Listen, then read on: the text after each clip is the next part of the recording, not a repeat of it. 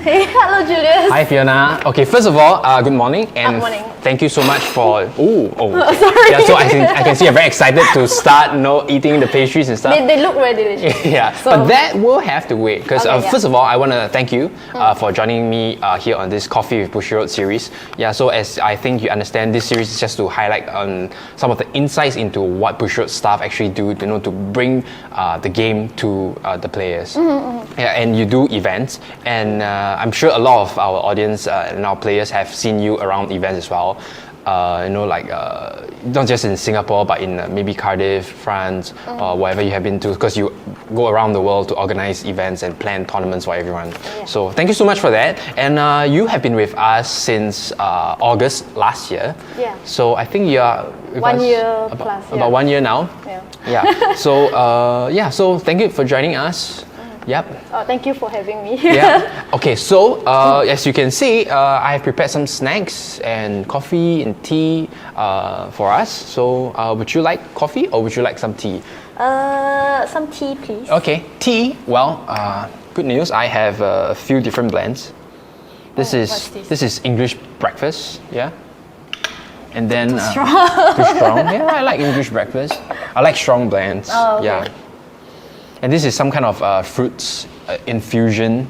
Yes, this. Yeah, and you can. You can even listen to the. No. This is the one. This is the one. Yeah, you can even see like some real berries and. Yeah, it's a very nice sweet smell. Yeah. It's very fruity. So this is what you want? Yes. Okay, yes, cool. please. All right. But just for the record, the other one is Earl Grey. No, it's okay. I'll stick to my choice. All right. Okay, I'm gonna prepare the tea. What made you, interested in joining Bushiroad as like an event planner? Oh, wow. I guess first of all, I like attending events, and I guess I also played like Bushiroad games before I joined Bushiroad. Oh. Yeah. So I started with Vanguard, and Okay. I think I've been playing for about three years now. Yeah, 3 years. So I mean that's how I knew about Bushiroad. And then I just thought like, I just graduated.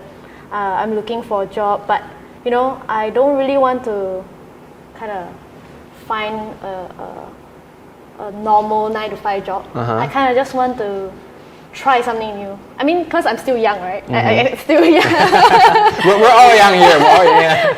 Yeah. So I thought like, maybe let me try events. It's something that requires like a lot of patience, and then you need to like be on the ball most of the time because you have to like solve all the problems as they come, And I guess that's why I was like up for a challenge, and I decided to just try it.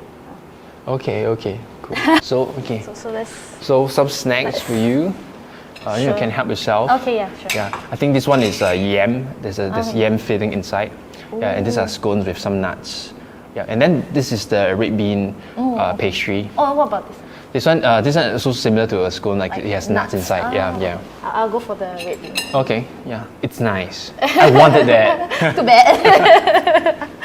Okay, so when you're planning events, especially in Singapore, do you see like your friends around as well? Like, do they? Yeah. Because I mean, I'm sure you have some Vanguard friends. Oh yes. So you still see them during the event as well. Yeah, I see them at the events, and it's actually very interesting because how the tables have turned. Like I used to be an event goer, and then now I'm the one organizing. So I think it is quite interesting to see both sides of like the event, like the back end and as an attendee. And what makes me like feel satisfied, right, is when the players kind of enjoy the event, and then especially my friends. Like I also want my friends to enjoy the event. So Okay. that's very nice. Has there been anything interesting that happened between you and now that you're planning Bushiroad events and any of your friends that attended the event? Like, do they ask you like, hey, give me some tips or that kind of stuff, or like close one eye or anything like that? I mean they do sometimes, but it's more of like a joke. So Can I have an extra play, man? that's like no. Then win. Yeah, win yourself. Yeah. Win yourself a playmat, that kind of thing. Yeah, if you want to have the top 4 playmat, be in the top 4. Yeah, be in the top 4. You want an extra PR item, participation item, go travel somewhere. Yeah. Okay. I mean, they do ask, but I mean, they also know that it's still my job, so I have to be a professional and not like, give them stuff. It shouldn't be any bias. Yeah. And I'm sure, like you said, they're just joking and teasing you. Yeah, definitely. Okay. So have you been interested in planning for an event before the job? Because you mentioned like you attended a lot of Bushiroad tournaments and events. So at a point of time, do you actually think, it might be good for me to plan an event? Did that occur to you? I think more like I've attended other events, not even just Bushiroad events. And I just felt like, there are some things that maybe I had some ideas. Maybe this event could have had maybe some special side event or something like that. So I guess when I actually joined a company, Bushiroad did give me the chance to kind of develop these kind of new ideas. And that's when I had space for growth and I get to kind of implement some of the new things in the circuit. So we are kind of trying to change some stuff and hopefully the players enjoy it.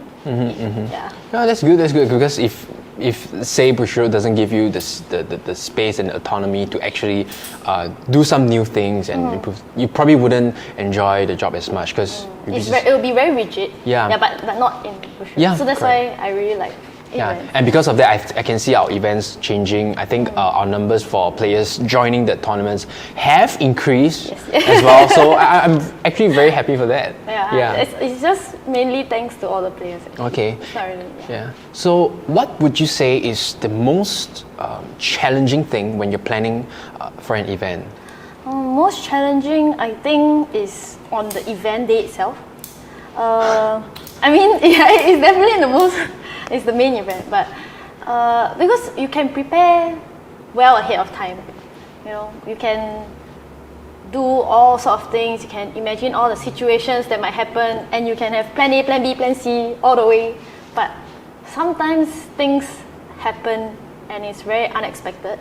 So we just have to keep, be very on the ball and fix any problems as they come. Okay. Yeah, because no matter how much planning you do, there's no way. There's no way you can foresee. There will never be a perfect event. Yeah, like you want everything to be done at this time, everything done at this. No way. No way. So can you tell us what probably one memorable challenge that you had to overcome during any of your events? Yeah, if there is any that particularly sticks in your mind. I think it's World Finals. I think this year. In Japan. Yeah, in Japan. So it was actually my first time being, kind of participating as a organizer in such a big scale event, like World Finals. It's like the biggest event, and then I felt a lot of pressure, and I guess I just felt very alone. And when things really weren't going very well, it was so hard to continue. And my colleagues were actually there to tell me like, hey, everything's gonna be fine. You're just gonna just don't give up. Continue doing what you're doing. Things will be better. So that's kind of heartwarming to me because I realized that I'm not in this alone. I have my team. I have you, you, and that's how I guess I managed to overcome those challenges. Like, I know we could have done better, and that's why I really hope that this year's World Finals will be better. So cheers to a good World Finals 2019. Yeah. So, and you are going to this coming January's World Final. Yes. Yeah. So I guess I'll see you there. See you there. See you there. I'll see all the players there. Yeah. Okay. So from what I can understand about that is, planning for an event is not just a very physical draining job. It's very emotionally draining as well, like what you mentioned. And what's interesting is that you mentioned you felt very alone. Could you elaborate more on that? Like why do you feel alone when you're doing that event? I think because I didn't before this, I find it hard to trust people. I think it's more of a personal thing. So like sometimes you feel that if you do it alone, things won't go as wrong, because with more people, there are more things that can go wrong. So that was kind of like a barrier, I guess, for me. So it was very hard to let people know, like, hey, I'm struggling with this, can you help me? So I've actually, throughout that, I learned to ask people for help.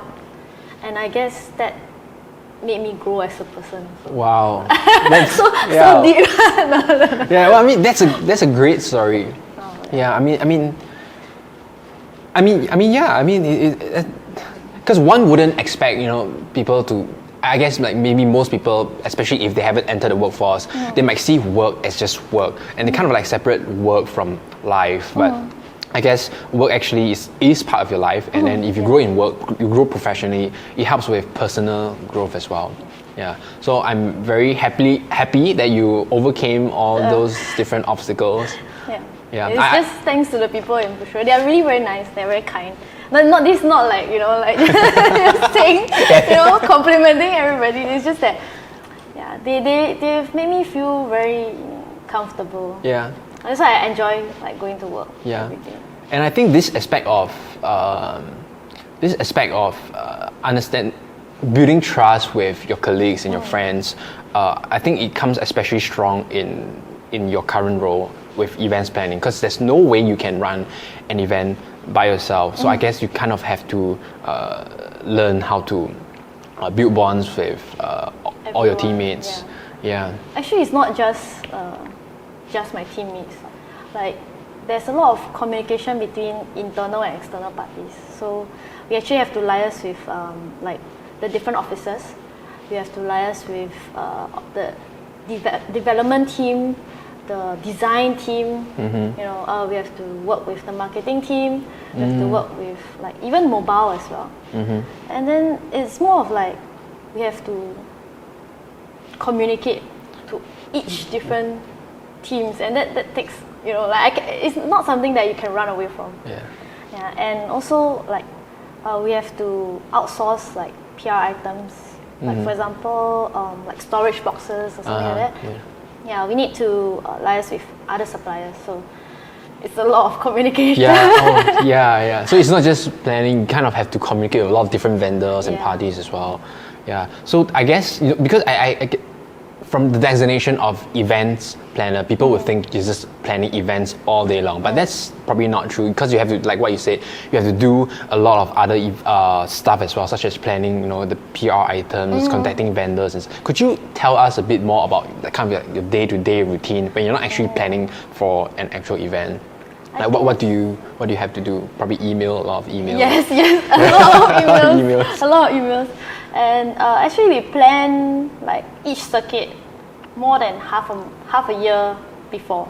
Wow. So during that time, we actually first have to start like, making the logo. We have to decide the format, like is it team league or is it a single kind of format. And then we also need to source for new shioko. As in, we will ask Nishi Sensei to design a new shioko for each circuit. For each circuit, right? Yeah. So I guess if players notice, they will notice that each shioko for each circuit is different. Yeah. Actually, it's not really different. She's just wearing different clothes. I mean, of course. I mean, if her face is different, then it's not shioko. Yeah. I think all the shioko fans out there will notice. So I suppose. Yeah. All the hard work is noticed. Wow. No. And then I guess after that we need to liaise with the development team. We need to start preparing like the PR cards that we want to use for the circuit, like participation. We have the short challenge as well, regional champion, stuff like that. And then I also will start thinking of new PR items that we want to produce, like play mats. We can have storage boxes. We can have dice. Now the new Buddy Fight live counter. Actually, that was something that I really wanted. So I'm very glad to see it, like from my idea, it became like actual thing. From how it came from your idea and then it materialized into it. It was. I don't know. I feel like a little proud moment Okay. when it actually came out and I'm I saw it. Yeah. Remind me again. Has that live counter been given out yet? Oh yeah. So how do you feel when you see players taking that, using it in their games and tournaments? It feels very. I don't know how to. I really don't know how to express my thoughts. Let me try. Maybe it's like a Yeah, I guess so. It's very nice because like if they like it, it means that I did a good job. Yeah, so I hope they use it. Well, I guess a lot of our colleagues like it as well. They're passing over. Wow, Yeah. I mean, I like it also. Yeah. I'm sure you will. I have one on my table. But I don't have one. Oh yeah, I'll give you one later. Okay, thank you. Okay, so just now you mentioned you actually meet some of your friends in events, but I went with you on a BSF 2019 just earlier this year at Cardiff, UK, Cardiff. and I noticed it's not just local players. I mean, over there you have, I think it was someone from France, if I'm not wrong. I think a group of people from France, they were coming up to you at the counter and just like, thank you for the tournament or something. Yeah. Actually, I think there were a few people from France, people from Italy as well. Italy. Yeah, I think because I met them at World Finals, they actually remembered me, and I do remember them also because before that I was actually in charge of like their flights and everything. Oh. Yeah, so I personally talked to them, and then they remember me and they're like, hey, saw you at World Finals. Thank you for organizing this, BSF. They really like it. Yeah, it's very nice because most people would kind of like complain about the event, right? But it's nice to see that some people still enjoy the event, and that makes me more motivated to organize better events for them. I guess once in a while you get the kind of player who comes up to you and just really sincerely thank you for organizing the event, and then amidst the chaos in the event like you described earlier, that can be like a warm fire in the middle of a winter. Yes. It's just like, oh, thank you so much. All hope is lost. No. So I was quite surprised. Oh wow, they're really nice people over there, and they just come up to you and thank you. Yeah, they're really nice. Actually, UK was my first time in Europe in general.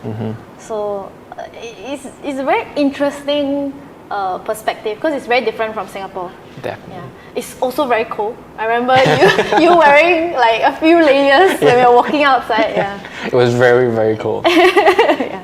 Okay, so I guess since you have so much experience about attending about the events here in locally in Singapore, as well as tournaments around the world, what would you say is like the cultural difference among the tournaments over there and over here? I think different countries, they kind of have a different perspective towards tournaments. Like for Singapore, it's more of like, I want to compete. I think they're more competitive, and some like countries outside, of Singapore, they are more. They like events because it brings people together. So some people they like BSF, like Team League, and then some people they like BCS, which is more competitive. So that's why we actually have two different circuits, so we can cater to both different players. And I think I personally like Team League because for me it's more about the friends, but then again BCS you get a free trip to World Final. So I think it's also a very good incentive to join. Yeah, I think it's exactly like what you say. BSF caters to people who want to enjoy the game with friends. They join. I think some of them even travel. I think some they were from Italy and then they traveled all the way to UK, Cardiff, Cardiff. With their friends, and then just join, and then they have fun whether they win or they lose. And at the same time, on the other hand, BCS, like what you said, caters to the competitive group. So they're really passionate about the game, and then they want to prove that this deck, maybe it's not the meta deck. They build this deck and they really want to prove themselves. Fiona, what advice would you give to people who might be thinking of becoming an event planner like yourself? I guess being an event planner requires a lot of, like I said, like they need to be up for a challenge. So because it's always unexpected, you really need to learn how to kind of be calm in the chaotic situation, and then really think what's the best solution that you can come up with at that point of time. So if you're up for a challenge, this is the job for you, you know. I guess the person has to just try their best. Yeah, I think just trying your best at anything and everything, that's already a one step further. Yeah, than not just, you know, just giving up, stuff like that. Because personally, I actually graduated from a science major. Oh. So, you know, it's very weird, like, oh, you're a science student, but I'm doing event planning now. Yeah. So people will be like, Yeah. At first I thought like I wasn't cut out for it as well. So I just thought, you know what, I'm not gonna care. I'm just gonna try. And if I fail, you know, maybe I'm just really not cut out for it. And so I just decided to try. And the passion for gaming kind of like spurred me on to give it a shot. And Bushiroad actually came back to me, so I was like quite happy. Yeah, like so. That's why I joined. So I think for people who want to join Bushiroad or any company as an event organizer, they just have to, you know, don't think that you cannot do it. As long as you try, you give it your best shot. If you really cannot do it, then, you know, there's always other doors open for you. But if you don't try, you won't know. So for them, you know, so in a nutshell, stay calm, and plan. Yes. Okay, so Fiona, I actually do have one final question for you, and that is, do you have anything that you might want to say, you know, to players who have attended our tournaments in the past, or who might be thinking of attending a tournament? I guess support us, join, participate. Yeah, just you know, before, like I said, you know, I was an event goer. I participated in Bushiroad events before, and I thought that, you know, it's very nice, you know, BSF, you get to form teams, you get to like brainstorm, you know, different ideas, deck ideas, and then you kind of compete together. So sometimes you actually, you know, play tests before the event, and it's like boot camp, you know, and that's when they forge a stronger bond, you know, and it's not really about the competition itself. It's more about the friendship, like, hey, if I won, you know, we won this together, or, you know, my teammate carried me.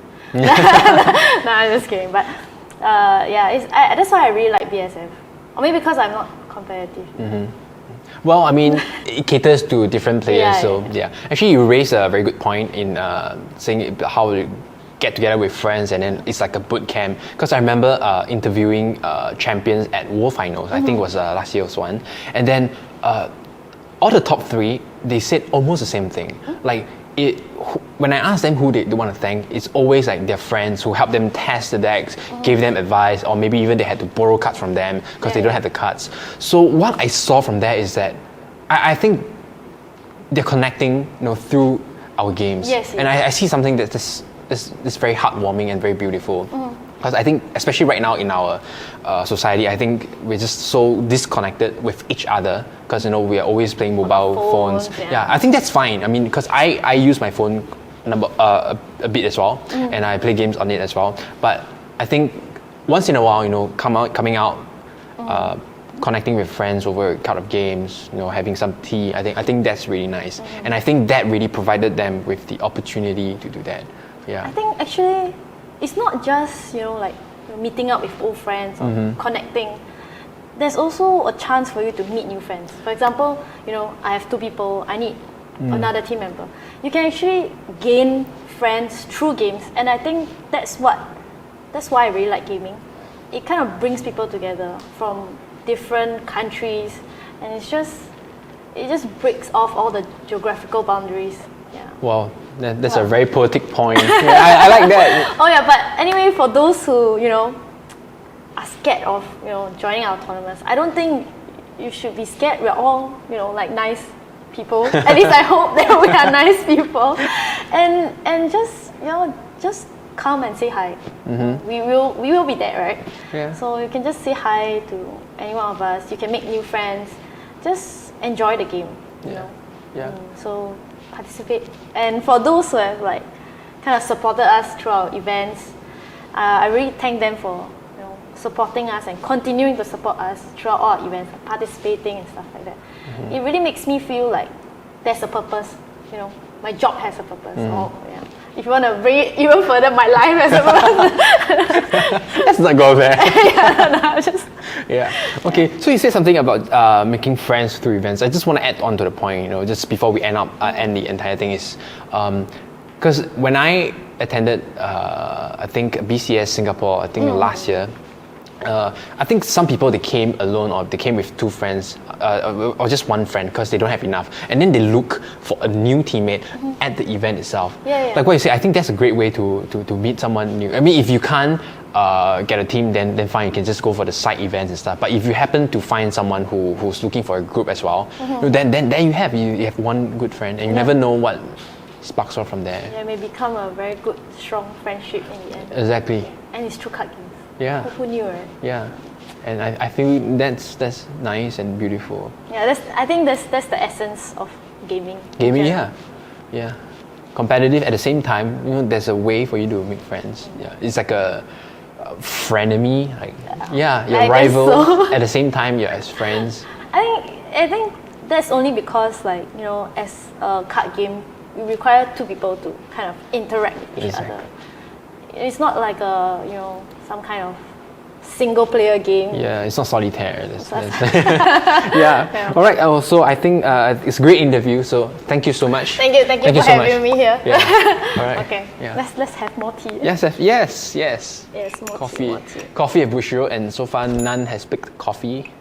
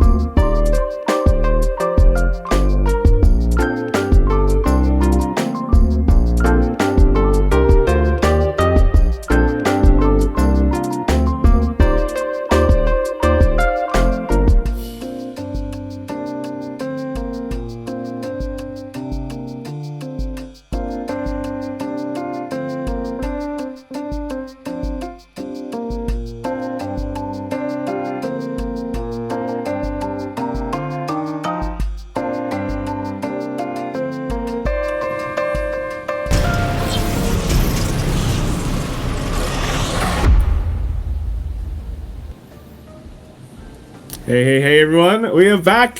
Bushiroad Rumble Online 2021. Literally the final day. Yep. The final day. I am Kai. And I'm Ken. That's right, and we will be your casters for today for the top 8 of Weiss Schwarz. Ken, Yes. are you excited? I am quite excited. It's always good to see high-level matches as well. That's right. We have this is the serious day. It's the high level match day. Yeah. But there is some spice, right? We saw ahead of time a bit, and there is some things that Probably excite us. Yeah. probably excite you guys too. Yeah. But you'll have to wait for the games to begin. But yes, what is Bushiroad 2021? Well, we have with the schedule, bit, kind of give you the history of what's been going on. It's online tournament. Today is January 16th, so this is the top cut. We had the Swiss yesterday, a long round, 7 rounds of Swiss, right? 7 rounds of Swiss. I think NA is actually still going on. And it's still, But yeah, so it's the final day. We're about to end, but we've got to make it a bang, right? It's gonna be a big final day to crown the winner of Weiss. But the players are also playing for some things. All right, let's take a look at some of the prizes. Ken, what do you think of the prizes this time? Well, I think they're quite exciting. So, first place gets 4 copies of the exclusive winner card from Ruby, as well as a boosted display of Rent a Girlfriend and a certificate. Then our runner-up gets 2 winner cards, a boosted display and a certificate. Second runner-up, 1 winner card, a boosted display and a certificate. And finally, for 4th place, we have a certificate plus some bragging rights. That's right. It's all about the bragging rights. You want to, if you top 4, Yep. you got to at least have something to show for, right? But even in top 1, it's good. Yeah. It's better when you. All right. Just before we move on to introducing the decks that we will be seeing today, right? We'll have a short video for the newbies out there on how to play Weiss Schwarz if you're not too sure. Let's jump into it. It'll give you a good idea on what's going to go on for the rest of the day. So yeah, let's play the video. Weiss Schwarz is a trading card game that adapts anime and game titles, so everyone can enjoy their favorite titles as a card game. In this video, we will show you a brief tutorial to the basics of the game in 6 minutes. Decide who goes first with rock, paper, scissors. The winner goes first. Both players shuffle their decks and draw 5 cards as their starting hand. Discard the cards you don't want from your hand into the waiting room. Then, draw the same number of cards you discarded. When both players are done, let's Weiss Schwarz. First, draw a card from your deck. Now, let's play a character onto the stage. To attack, turn your character sideways. Attack! You deal damage to your opponent equal to your character's soul. As there are no characters facing the attacking character performs a direct attack and gets an additional soul. Flip the top card of your deck as your trigger check. Different triggers give different effects. In this case, it's a soul icon, so your character gets 1 additional soul. Put the card you just flipped over face down into your stock. As you can see on the right, there are various ways in which we can increase the damage we deal to our opponent. For this attack, we will deal a total of 3 damage. The opponent will flip over cards equal to the damage taken from the top of their deck and put them into their clock. With this, we will end our turn. Now it's your opponent's turn. Draw phase. During the clock phase, you may put a card from your hand into your clock. To draw 2 cards, the opponent plays 3 characters on their stage and 1 on their backstage. While characters on the backstage cannot attack, characters with the assist ability can boost the power or give effects to characters in front of them. Opponent attacks. Any triggers? No triggers. So that's 2 damage. Opponent attacks. Trigger check. A soul trigger. That's 1 additional soul for a total of 3 damage. Cancel. If a climax card turns up, damage cancel occurs, and all cards flipped for damage is put into your waiting room. This means you take 0 damage from this attack. Opponent attacks. As there is a character facing the attacking character performs a frontal attack and gets no additional soul during the attack. No icons, no bonuses. So you receive only 1 damage. When there is an opposing character facing the attacking character, a battle between them occurs. In a battle, the character with the higher power wins. The character with lower power loses the battle, becomes reversed, and sent to the waiting room at the end of battle phase. And that's the end of your opponent's turn. Draw phase. This time, let's clock 2. Let's fill your stage with characters, including our backstage. The center character gets assist from both backstage characters. Now, let's play a climax card. Different climax cards gives you different effects. This climax gives all your characters additional 1000 power and 1 soul. Attack. No soul icon. 2 damage to your opponent. Your character has higher power, so you win the battle. Attack. 3 damage to your opponent. There are now 7 cards in your opponent's clock. When that happens, that player levels up. Choose one among the 7 bottommost cards in your clock to put into your level. The remaining 6 cards go into your waiting room. Then, put the remaining damage into your clock as usual. Each player starts at level 0, and the first player to force their opponent to reach level 4 wins the game. Now, let's try doing it. Your opponent is now level 1 and can use cards up to that level. The higher your level, the stronger cards you can use. Now, make your last attack with your middle character.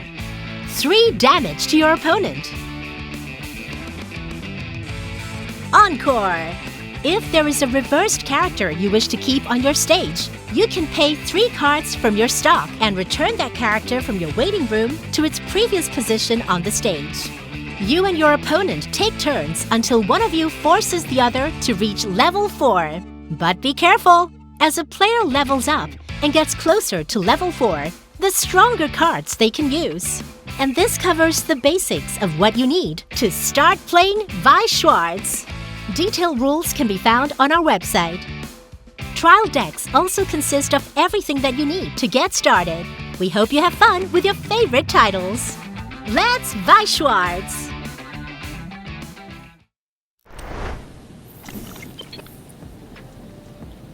All right, so we're ready. We're ready to play the game, right? Yeah. Know the rules now? Yes. So since we're ready, let's take a look at the brackets on what transpired yesterday. Yep. See all who's playing who. Yep. We got Hakase here playing Nicholas Banville in the top, the first bracket. Hakase, also known as Mark, is doing very, very well, it seems. Also I heard he's also topped in EU straight after.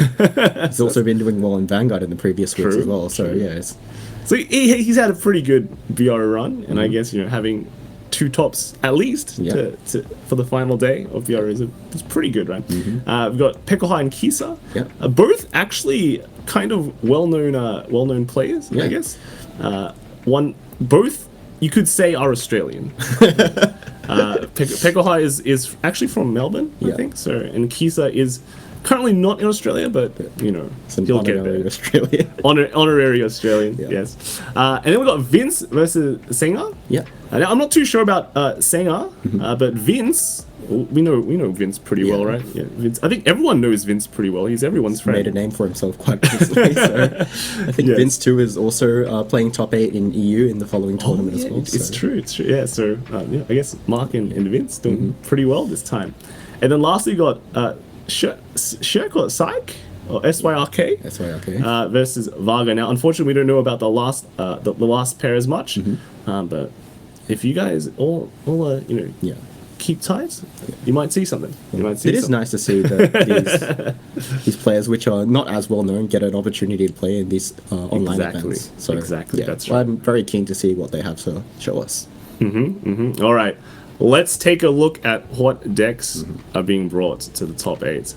You probably heard some rumors out there, but now is the confirmation. So first we have Mark playing Kaguya. Yep. Right. Now I gotta say, for all the Kaguya players out there who are on a bit of a budget, this is the deck for you, right? Yeah. because if you look at it, it's missing the PR brainstorm, but Yes. somehow Mark has made it work. Made it work. What do you think, Ken? What do you think, Ken? Well, in place of the PR brainstorm to go through his deck, Mark is playing one copy of the blue level 0 Kaguya just on the bottom left there, which can send itself to the waiting room during the main phase to add a card from the top 4. So that is one way that it looks like he's mitigating that slight disadvantage. And he is obviously using those vacant slots for other stuff as well. So he's got a 2k counter at level 1, so he can play a little bit defensively on his board. He can opt not to search immediately after using the level 1 combo and wait until he can get that counter timing. So yeah, Mark is not playing that brainstorm as we said earlier, but it does seem like he's got his way around, and I believe he was undefeated in Swiss. Yeah, yes, close to undefeated. Close to undefeated. Until the last round. That's yeah. right. So it's clearly working. Yeah, it right? works. It's clearly working. But let's take a look at Nicholas's deck. This who he will be fighting against, and we see it's another Kaguya deck. Yeah. And this one is got the brainstorm, right? This one does indeed have 2 copies of the brainstorm. It is still, however, playing that same level 0 blue Kaguya though, so I guess it's just added utility in going through the deck. Interestingly, Nicholas here does not play 3 or 4 copies of the 2-2, but instead just 2 copies, and I think those slots have been better utilized in the level 3, where he is playing a second copy of the blue level 3 Kaguya.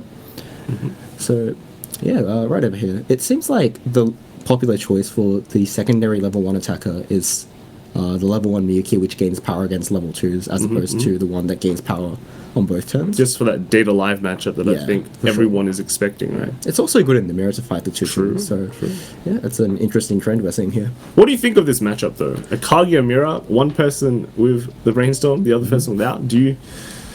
It feels like a very slight difference, but can lead to very different game styles, right? Well, the deck control between the 2 decks may not be too much of an issue, because sometimes there are just games where you don't need to use the brainstorm effect due to how climaxes were positioned in your deck. But I think one of the large differences may be the number of 2-2s that are in their deck, as well as the extra level 3 that Nicholas has. So during the mid game, Mark probably has a little bit more consistency in getting out a 2-soul beater, but at the end of the game, Nicholas has a higher cap on his power line. So yeah, both of these players could probably capitalize on this difference to try and make a change in their favor. In a way, like Kaguya is very known for his offensive power, but defensively, I guess, would you say it's a bit weaker? So I would say it's not as strong as certain other 8 standby decks, which generally do aim to build a board, but it's still quite big for a deck which is so powerful on offense. So really, I would still give it, say, like an arbitrary 3.5 or 4 out of 5 on defensive ratings if I had to give a number. So yeah, absolutely, Kaguya is not a deck that's weak on offense and weak on defense after attacking on offense. All right, that's good. So that should be pretty cool. Let's look at the next list for the next bracket. Should be Pekoha. Yep. And we have we'll see it pretty soon, but should we spoil it for you guys? Stay alive. Right. Stay alive. Stay alive.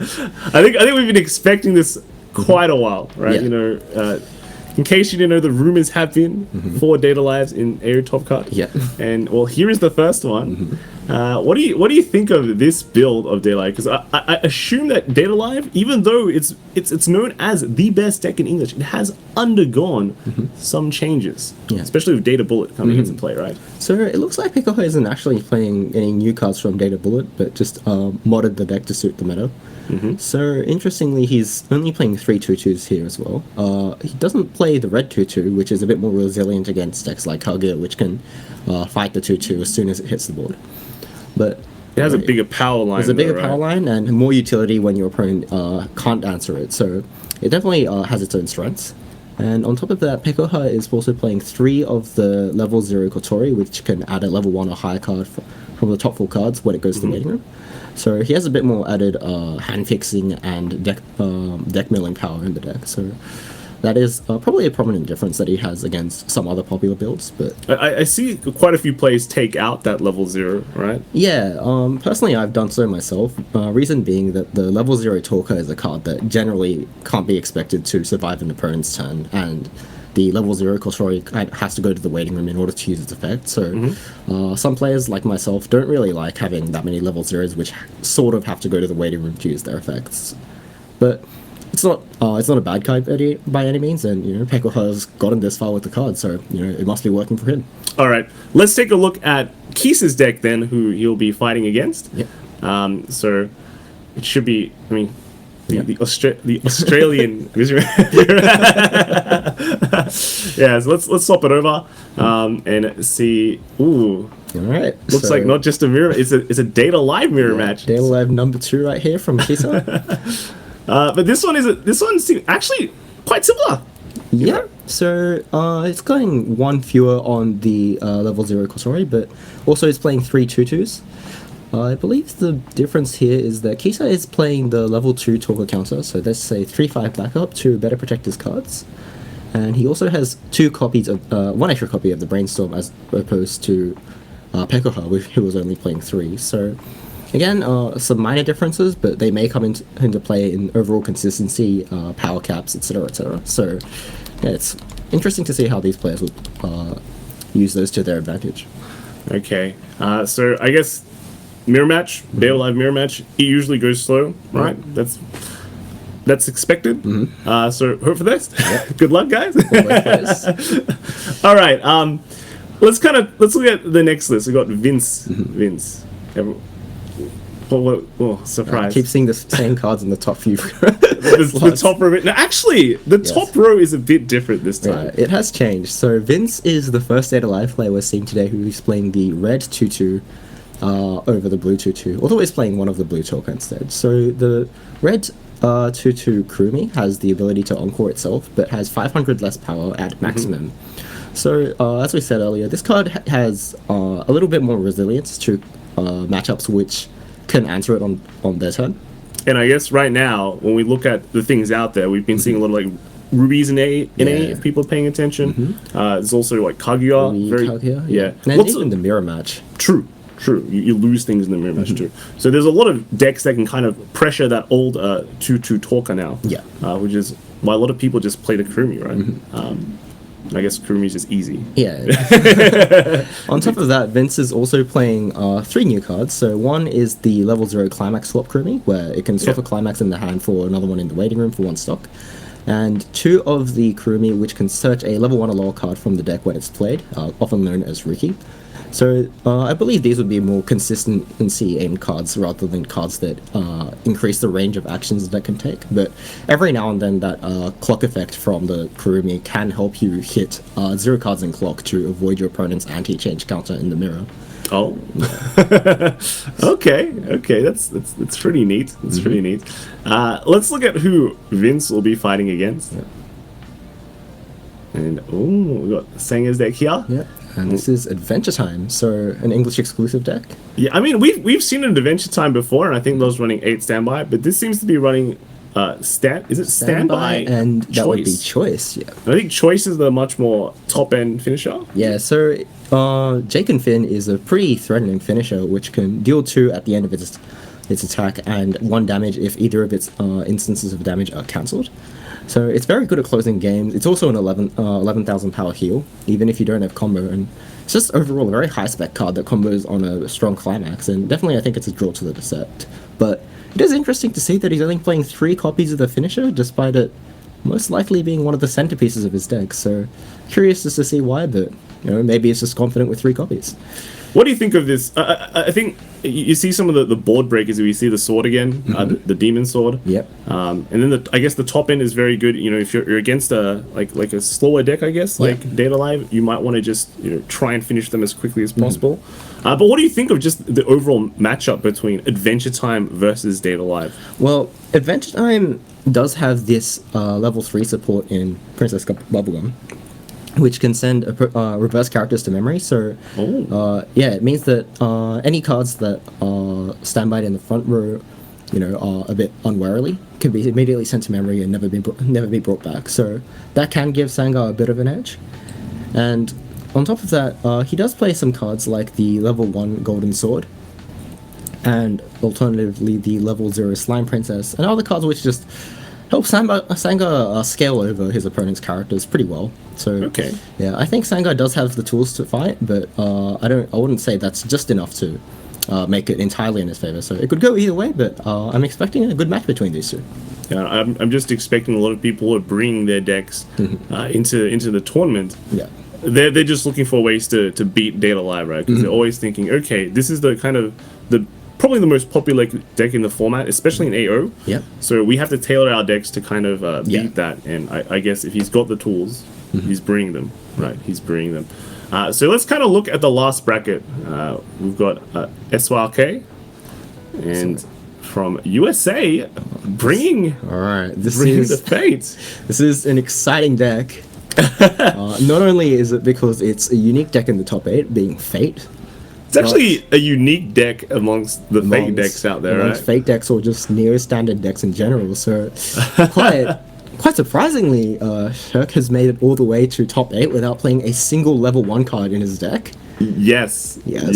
And none of his climax triggers plus either. So, I mean, why do you need pluses when your opponent is gone? yeah. You don't need hand if your opponent's taking all that damage. So with 17 level 3s, it is definitely probably the most unique deck in terms of level composition. But this is a deck that an archetype that's been around for quite a bit. Yes, I've actually built known as Gillbuster. Gillbuster, yeah, I've built this deck ages ago. It is somewhat focused around a level 2 Gilgamesh combo where if it reverses an opponent, you mill 2 cards. Yes. And for each soul trigger icon that you mill among those, you burn your opponent for 1 individually.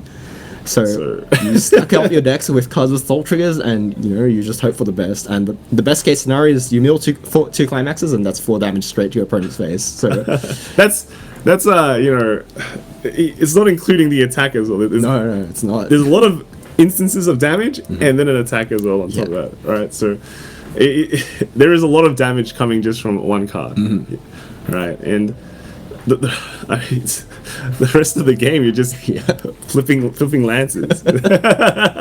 It's a really fun deck. Yeah, it's actually a really fun deck. And when it goes off, you feel awesome, right? You feel awesome. The rest of the deck is pretty much just filled with soul icons, which is pretty much like 2s and 3s, and all of them kind of do some sort of burn. Yeah, right. We have 2 types of Mickey burns as well, which is just on attack, reveal the top card, right? And then you burn equal to the level. But just you're just trying to close out the game with a lot of I guess weapons, right? A lot of weapons, or just overall at the end, just the last few burns. So I think this is actually very, very interesting. I'll be very, very happy to see this in action. When it goes off, it's really fun. When it doesn't, well, pray to Lancer, right? Just pray to Lancer. Now let's look at what Shirk will be playing up against. Right? Is he got a good matchup or a bad matchup? And well, if you guys been counting, this is the last Data Live. This is the 4th Data Live. Yes, this Data Live list is actually kind of different from the other ones that we've seen so far, right? Yeah, so taking a peek at the bottom left there, it is playing My Little Shido, the level 1 yellow event, which has 3 different modes. You can look at top 4 and add a character, you can add a level 3 from your waiting room to hand, or you can choose one of your opponent's characters and swap it with a card of a lower level in their waiting room. So it's modal effects in this game are very powerful and can be really good in mirrors or other board-based matchups. And if it doesn't, turns out that you don't need to interact with your opponent's board. The other 2 modes are just generally powerful utility effects as well.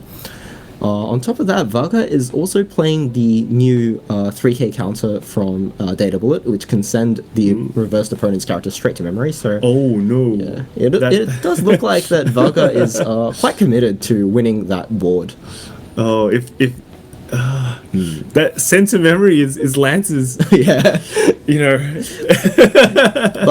it is only active from level 2 onwards, and maybe by that time it's alright for the opponent to force your opponent to use 1 stock in a hand just to send a level 0 to memory. Yes, and the Gillbuster is ready, right?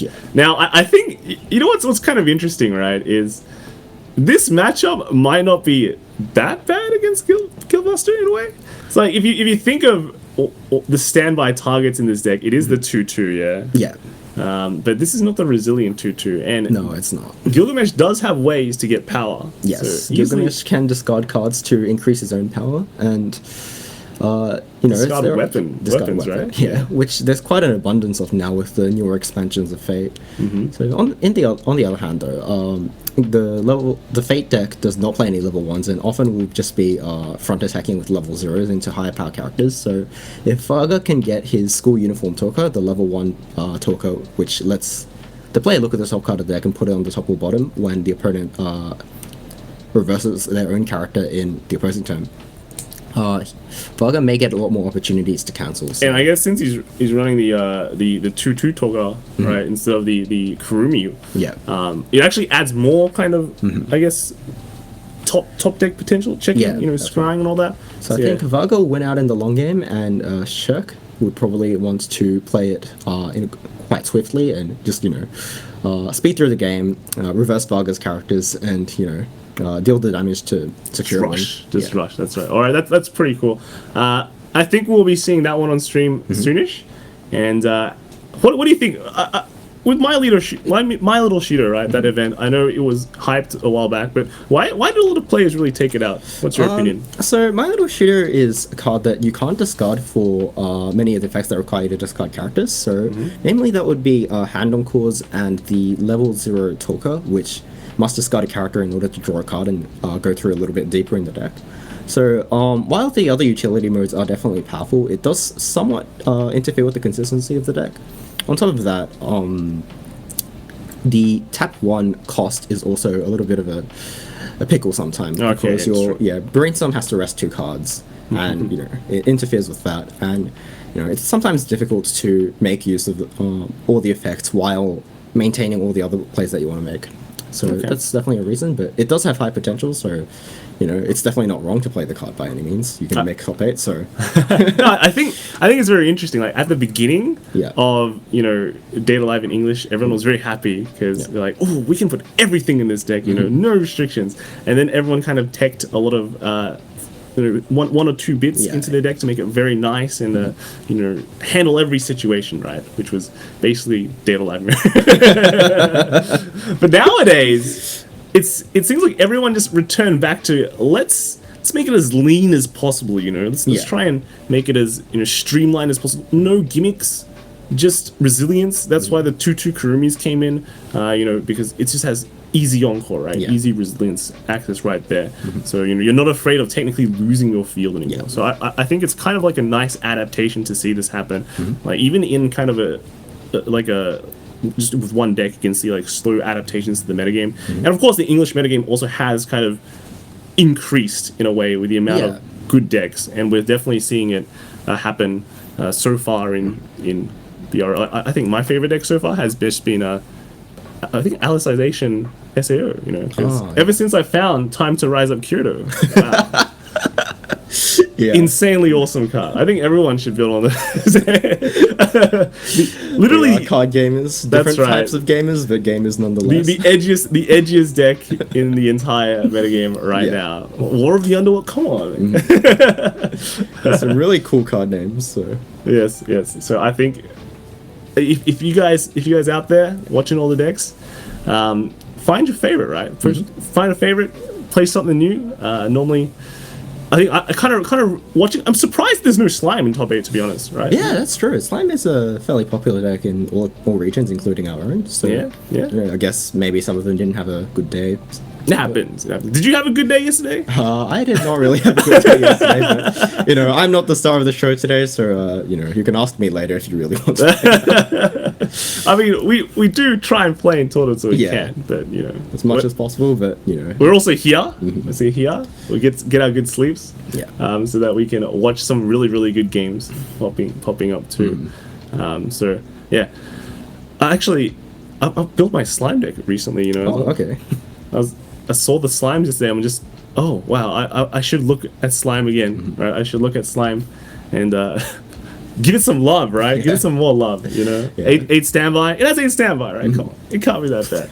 Well, maybe after this tournament we can try that out. Yes, I'm sure you're urging to play more games because of your quick X2 losses. Gosh. But enough about us. Let us jump into the game. We are ready to go. Are you ready, Ken? Yeah. Okay, you sound ready. Always ready for Weiss Schwarz. And I guess we are always ready for Gilbuster, right? Yeah. So it looks like both players mulligan the 3 cards each. Is that 3? I feel like Shirk put 4. Because there's like a Oh, true yeah, climax. sorry, that is 4 cards. But that is normal for Gilbuster, right? Yeah. Because you're just looking for 1 card only. Yeah. And that is your Lancer. Yeah. And then you probably want to brainstorm at some Yeah, point. maybe a brainstorm. Yeah. There's enough cards in the deck that you don't need in the early game that this is just a regular mulligan. Yeah, your deck is literally level 2s, 3s, and climaxes, and you're just looking for that 0. Right? Alright, so it looks like Shirk's starting off, and he does have that Wow. Lancer. Alright, I feel like he's very favored already. And that's a direct for 4. We have a game here, everyone. Once Varga just eats the 4. Ooh, okay. It's off to a hot start. That's exactly correct. In case everyone does not know, the Lancer is basically able to bounce back into its hand when it gets reversed, Yep. and then you're able to play it again next turn. So it's continuously, how do you say it? Value / annoying for the opponents, unless they have permanent ways to get rid of, like on reverse into stock or into bottom deck. Luckily, Data Live usually doesn't have that, right? Yeah, on Except- top of that, Data Live's level 0s are mostly only 1/5 power, so unless Varga is able to draw into a card which has 2k or more power, which he did here, but it means he has to skip out on the effect of the level 0 Kurumi here in order to answer that Lancer, which may or may not return to his hand. So, if the Lancer returns to his hand, it just means that Shirk got to force Varga to use his Kurumi 1 turn early and then not be able to search, which is a pretty big advantage going first in this Yeah. matchup, I guess. And we got the hero right here on the screen. Battle continues, Lancer. The crazy part about this card is if you get multiples of it, you can do multiple attacks a turn. Yeah. Sometimes a no loss of card advantage, so That's right. That's right. And literally every single we saw the climax before, right? They're all 2 souls. They all stock souls Alright, as well. so Varga triggers a standby here, which means that he can bring out a character, but Did he miss the timing? interestingly, he didn't. There is a 1/1 right there. Yeah, alright, but looks like the game is proceeding. Unfortunately, that Lancer is not returning to hand as he just revealed a copy Oh. of itself. Did he see the top 2 cards? I guess then so, he goes, and opted to play the 1/1 in the front row instead of the back row. that's kind of. Wow. Wow. Okay. Surprise. It's Ooh. quite interesting. Okay. So the Lancer goes, unfortunately, but the entire rest of the deck is you want Brainstorms to salvage Lancers back. Yeah, so Shirk is hitting up level 1 already? here. Wow, okay. But because of the way that Shirk's deck is composed, he does not gain access to any new cards at level 1. I mean, you don't need cards. The worst case here is if he just passes. If he Yeah. actually has no cards. This is a real possibility with this deck. If your hand is just all level 3s, sometimes it's tough. Yeah. Right? Life is tough, but luckily, we see another card come down. Alright, so that is the new level 0 Rider, which when it comes into play can pay 1 and clock 1 to salvage a character. Right here he uses it to get a Lancer, which... Oh, he does it 3 tap-ins. Oh. And it's pretty great here, so those Lancers being 500 power higher than Varga's, it can really push down Varga's hand size, even though he did just regain 2 cards from standby triggers. Wow, and the Lance is doing work. And the crazy part about this deck is that because you run so many soul triggers anyway because of your Guild Buster combo, you trigger a lot. Yes. So you're basically, think of everything as nearly having at least 2 soul. Because you're basically grabbing all the zeros from your deck, right? Yeah. So Alright, and it looks like Varga is leveling up here. Having just cancelled there once, it means that he's already 3 climaxes out, but he probably won't be suffering too much on card advantage Well, as long I as think he keeps playing high power characters. isn't he from now. 4 climax out? Because he did triple. Yeah, triple he did triple trigger on turn 1 and then cancel 1 more, so... Alright, and Shirk is front attacking here.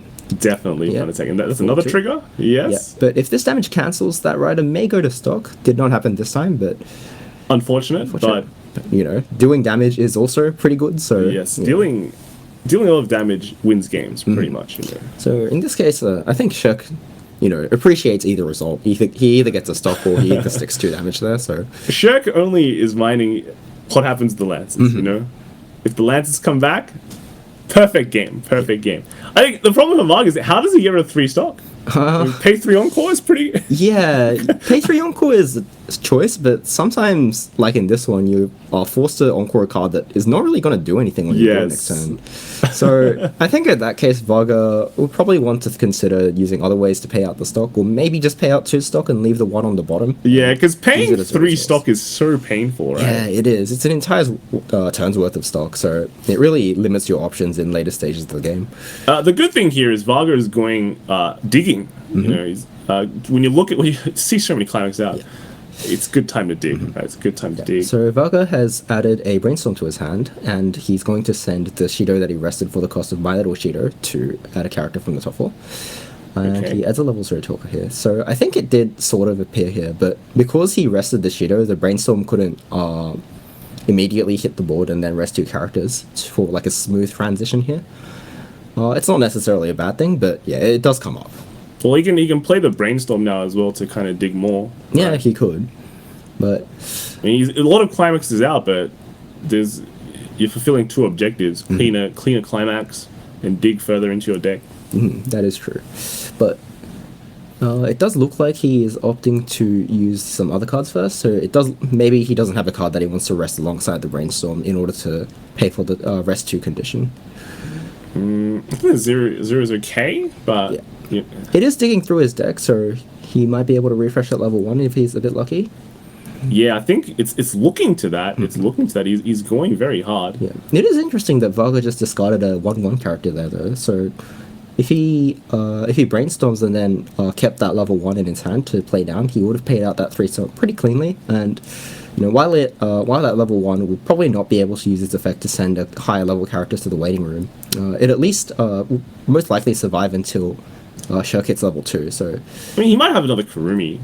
yeah, that's also entirely possible. So I'm just keen to see what he's going to do to pay out that last stock this turn. Okay, so he missed that last one. That was very expected. Oh, okay. Alright, so he plays the colloquially known as drop salvage Kotori here to check the top 2 cards of his deck. Based on that information, it looks like he probably wants to salvage a character. As long as he doesn't, it's not too climax at the top again. Yeah, that would be the worst case scenario. But Ooh, he discarded a climax there, so the chances of those 2 cards being climaxes do seem quite low. That means there's probably another climax in his Yeah. hand, right? Unless he's just going for the 8 refresh, because otherwise We it's haven't seen him send too many climaxes to the waiting room during this turn, though. So, based on that, I'd say that he may have seen a climax there. There's still 7 in the deck. But that means that after 3 attacks, he'll go down to 4 cards, and that is enough, just low enough that he will be guaranteed to refresh before he hits level 2. Yeah, and I guess if he thinks there's a climax somewhere in there, he knows the top 2 isn't it? It's probably in the bottom 5. That's not bad. That's not bad odds, No, it's not. And because he was able to look at the top 2 cards, it means that he can avoid triggering on the first attack like he just did on the previous turn, and he can quite fairly guarantee that he either gets a cancel or strengthens his board significantly. Okay. And Varga gets an early play heal, and assigns 1000 power to the level 0 Kurumi, so it doesn't have to match to the card that it's front attacking. I think the early play heal is pretty good. He's kind of in a poorish position, I guess. Yeah, it's not a great position, so that early play heal to just reduce the damage by 1 and take a small breath. It's definitely going to. It's going for the get him 3 back first. Yeah. Does this mean this is another trigger? Oh, 1. So it looks like there wasn't a standby in the top 2 cards of the deck. Alright, what does he get? That is a brainstorm, so that doesn't miss again. Ooh, the lance is not continuing. Not too well. This one hitting for 2. And the second lancer, boom! Another miss. Ooh, That's quite unusual. That is 0 out of 3. We saw a lot of lances, but none of them wanting to stay. Yeah. And due to Varga's attack order here, he now gets to know 1 card in Shirk's hand, as the revealed card is the one that he draws for turn. And in this case, well, the revealed card being a level 0, it's most likely that Shirk is just going to play it straight down, and Varga won't have any long-term information advantage there, but nonetheless, it is... Clock? One more card that he knows about. Shirk already at level 2. All right. Is there a chance of any guild bustering happening this turn? We haven't seen a lot of climax go out, right? No, we haven't actually. And, because Varga is at the lower level here, it might actually just be the optimal timing to go for Gilgamesh.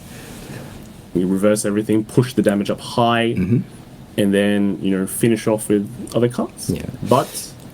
One of the difficulties... Yeah. Here it comes. One of the difficulties of Gilgamesh is that his base power isn't so high, so if he wants to reverse a character, he sometimes forces the player to discard multiple cards for the power fund. But right here, because Varga is on the lower level, Shirk doesn't need to really worry about all of that, and he can just front attack normally and ask his opponent if he has a 6k counter, make a small taunt, and just do that burn damage. Okay, so we have some Gate of Babylon Gilgameshes coming down, and hopefully you can use the effect. Yep. Put 2 down, possibly for damage quite high, I think. Quite high. We saw the whole zeros go away, right? That's right. Because some of the lances are in the waiting room, Shirk revealed 3 level zeros. The chances of the remaining cards in the deck being, on average, high level cards should be pretty good. Ooh, gets a green, 2 greens. Ooh, that's quite unusual. Given the number of green cards in Shirk's deck, I don't think he sees that many green cards particularly. But, I think he was just trying to go through his deck to modify it to a better number so he can refresh stronger here. I mean, that was the perfect time to get rid of those cards too. Yeah, absolutely. No extra soul. No. They are soulless. Yeah. So. He just needs that brainstorm, and I think that was the last brainstorm in his deck with 3 copies, 1 being on the stage, 1 being in level. So yeah, that was actually probably one of the best case scenarios. And here we have Gate of Babylon coming down. Alright, so Gate of Babylon is a stock soul climax, so it chooses a card of the same color in the waiting room and puts it into stock. I mean, it's kind of rare that we see stock soul in this day and age. But the Gate of Babylon going in. Alright. It's a match. It's a match. It's the same power. It's a bit risky. It is a bit risky, but looking at Varga's hand, it looks like he only has 3. So, pushing down Varga's resources to limit his options next turn, while still being able to do that damage, is probably what Shirk wants to go for here, and it does look like it's going to be in his favor.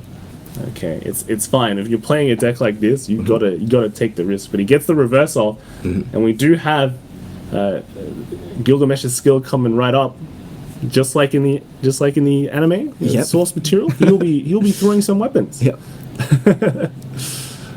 Doing the mulligan. Right. So this is how much? This was 3 damage, was it? Yeah. So he took the damage and refresh point. Did he forget? I believe he forgot to. It's a mandatory effect. It is the mandatory effect, so it looks. I think there may have to be a rewind here. Yeah. We gotta see the damage. See the damage. Yeah.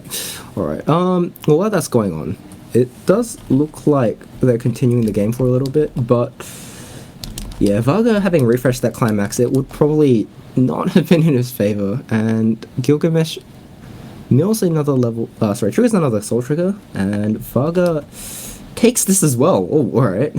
Wow, Varga is just taking a bunch of damage. Yeah. And mills 2 and that is 2 soul triggers, 2 Gilgameshes, so that's 2 individual instances of 1, which both go in. Alright, so Varga is at 2-6, having basically skipped a level here. Alright, so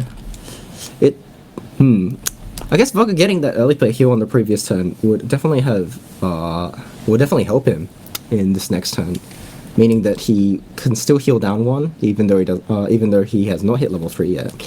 But at the same time, because Shirk did opt to reverse his character, he's quite short on hand and may want to clock instead. So he's in a bit of a dilemma here, where he wants the hand, but that would also force him into not healing.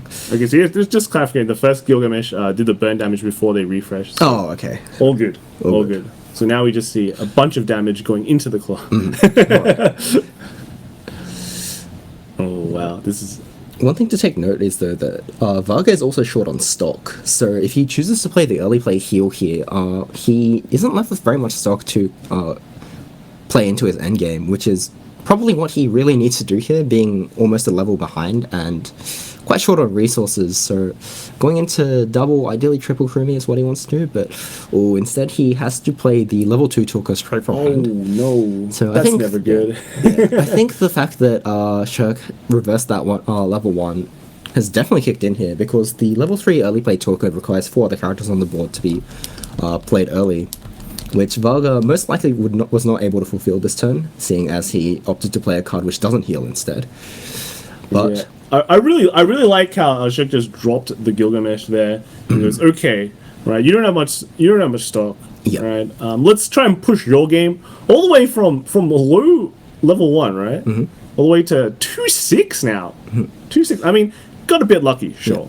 But alright, so interestingly, Varga attacks here with the level 2 first. So my guess was that he was going to attack with the level 2 second in order to look at the next 2 cards of his deck. And, if he sees a climax, he can put it 1 card deeper, so he won't have to trigger it, and he's guaranteed to cancel going into Shirk's turn. But with this way, while he can manipulate or know the order of his next 2 cards, he would have to skip out on attack in order to gain a cancel with the information that he has gotten. And right here with this damage lead that Shirk has, Varga would most likely want to make that extra attack. So I'm not sure if this is going to hurt Varga, but I suppose he would hope that that is not what happens to him. yeah, I mean, looking at the game plan from Shirk, very, very nice. I mentioned before, going to 2-6, right? Got to be lucky, but now Varga is in such a position where he has not much stock, he has not much hand. The game's accelerated so quickly, right? He's not ready to do what he wants to do. And sure, Shirk might not have the perfect kind of triple Gilgamesh feel here, boom, boom, boom, and then a bunch of damage comes in, right? But he's in a position now where his opponent is in a worse position than he is. He's in an okay scrappy position, but Varga probably is not in that place where he really wants to be right now. Yeah, Varga's deck, Data Life, is a deck that better capitalizes on having a lead and having more options available, whereas I think many of the cards in Shirk's deck, especially the level 3s, are all cards which just work on their own. Like whatever he draws, if it's a level 3, most likely it'll just be able to do its job. The worst one, I think, is still the level 3 Saber, and even then it's just a 10,000 power heal, and it opens that gap in the damage. So, even the quote-unquote worst card is not even a bad card by any measure. So Shirk can really just keep pushing here, and the game would go in his favor if Varga continues to take damage. I mean, the level 3 Saber is a level 3 with Soul. Yeah, it's a level 3 with a Soul Icon. It's 2 Soul, and it's a great. It's fine. That's already doing a lot of work. Yeah, it is by no means a bad card. It's just everything else is a little bit better.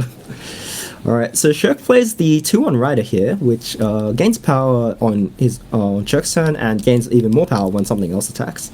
And additionally can gain a stock from the top card of the deck when it reverses the level 2 or higher card. So, if Shirk can make 3 attacks here, that is big enough. Wow, there it is. And I like this card. It's just, again, he's looking at his opponent's field. Maybe we can make something. I'm going to be against a lot of standby decks. Let's kind of break their field again, or try and break their field. Yeah.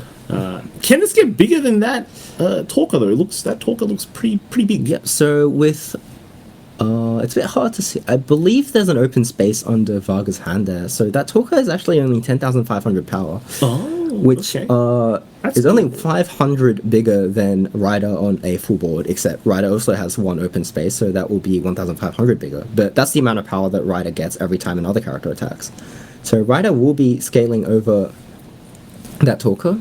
That is a 1,000 power reduction, as the level 0 Rider's attack was cancelled and Shirk opted to get the stock. But it is still a 1 stock answer to a card that was played for 2 stock. Yes. That was played down hard. It wasn't the standby out. So yes. Technically value.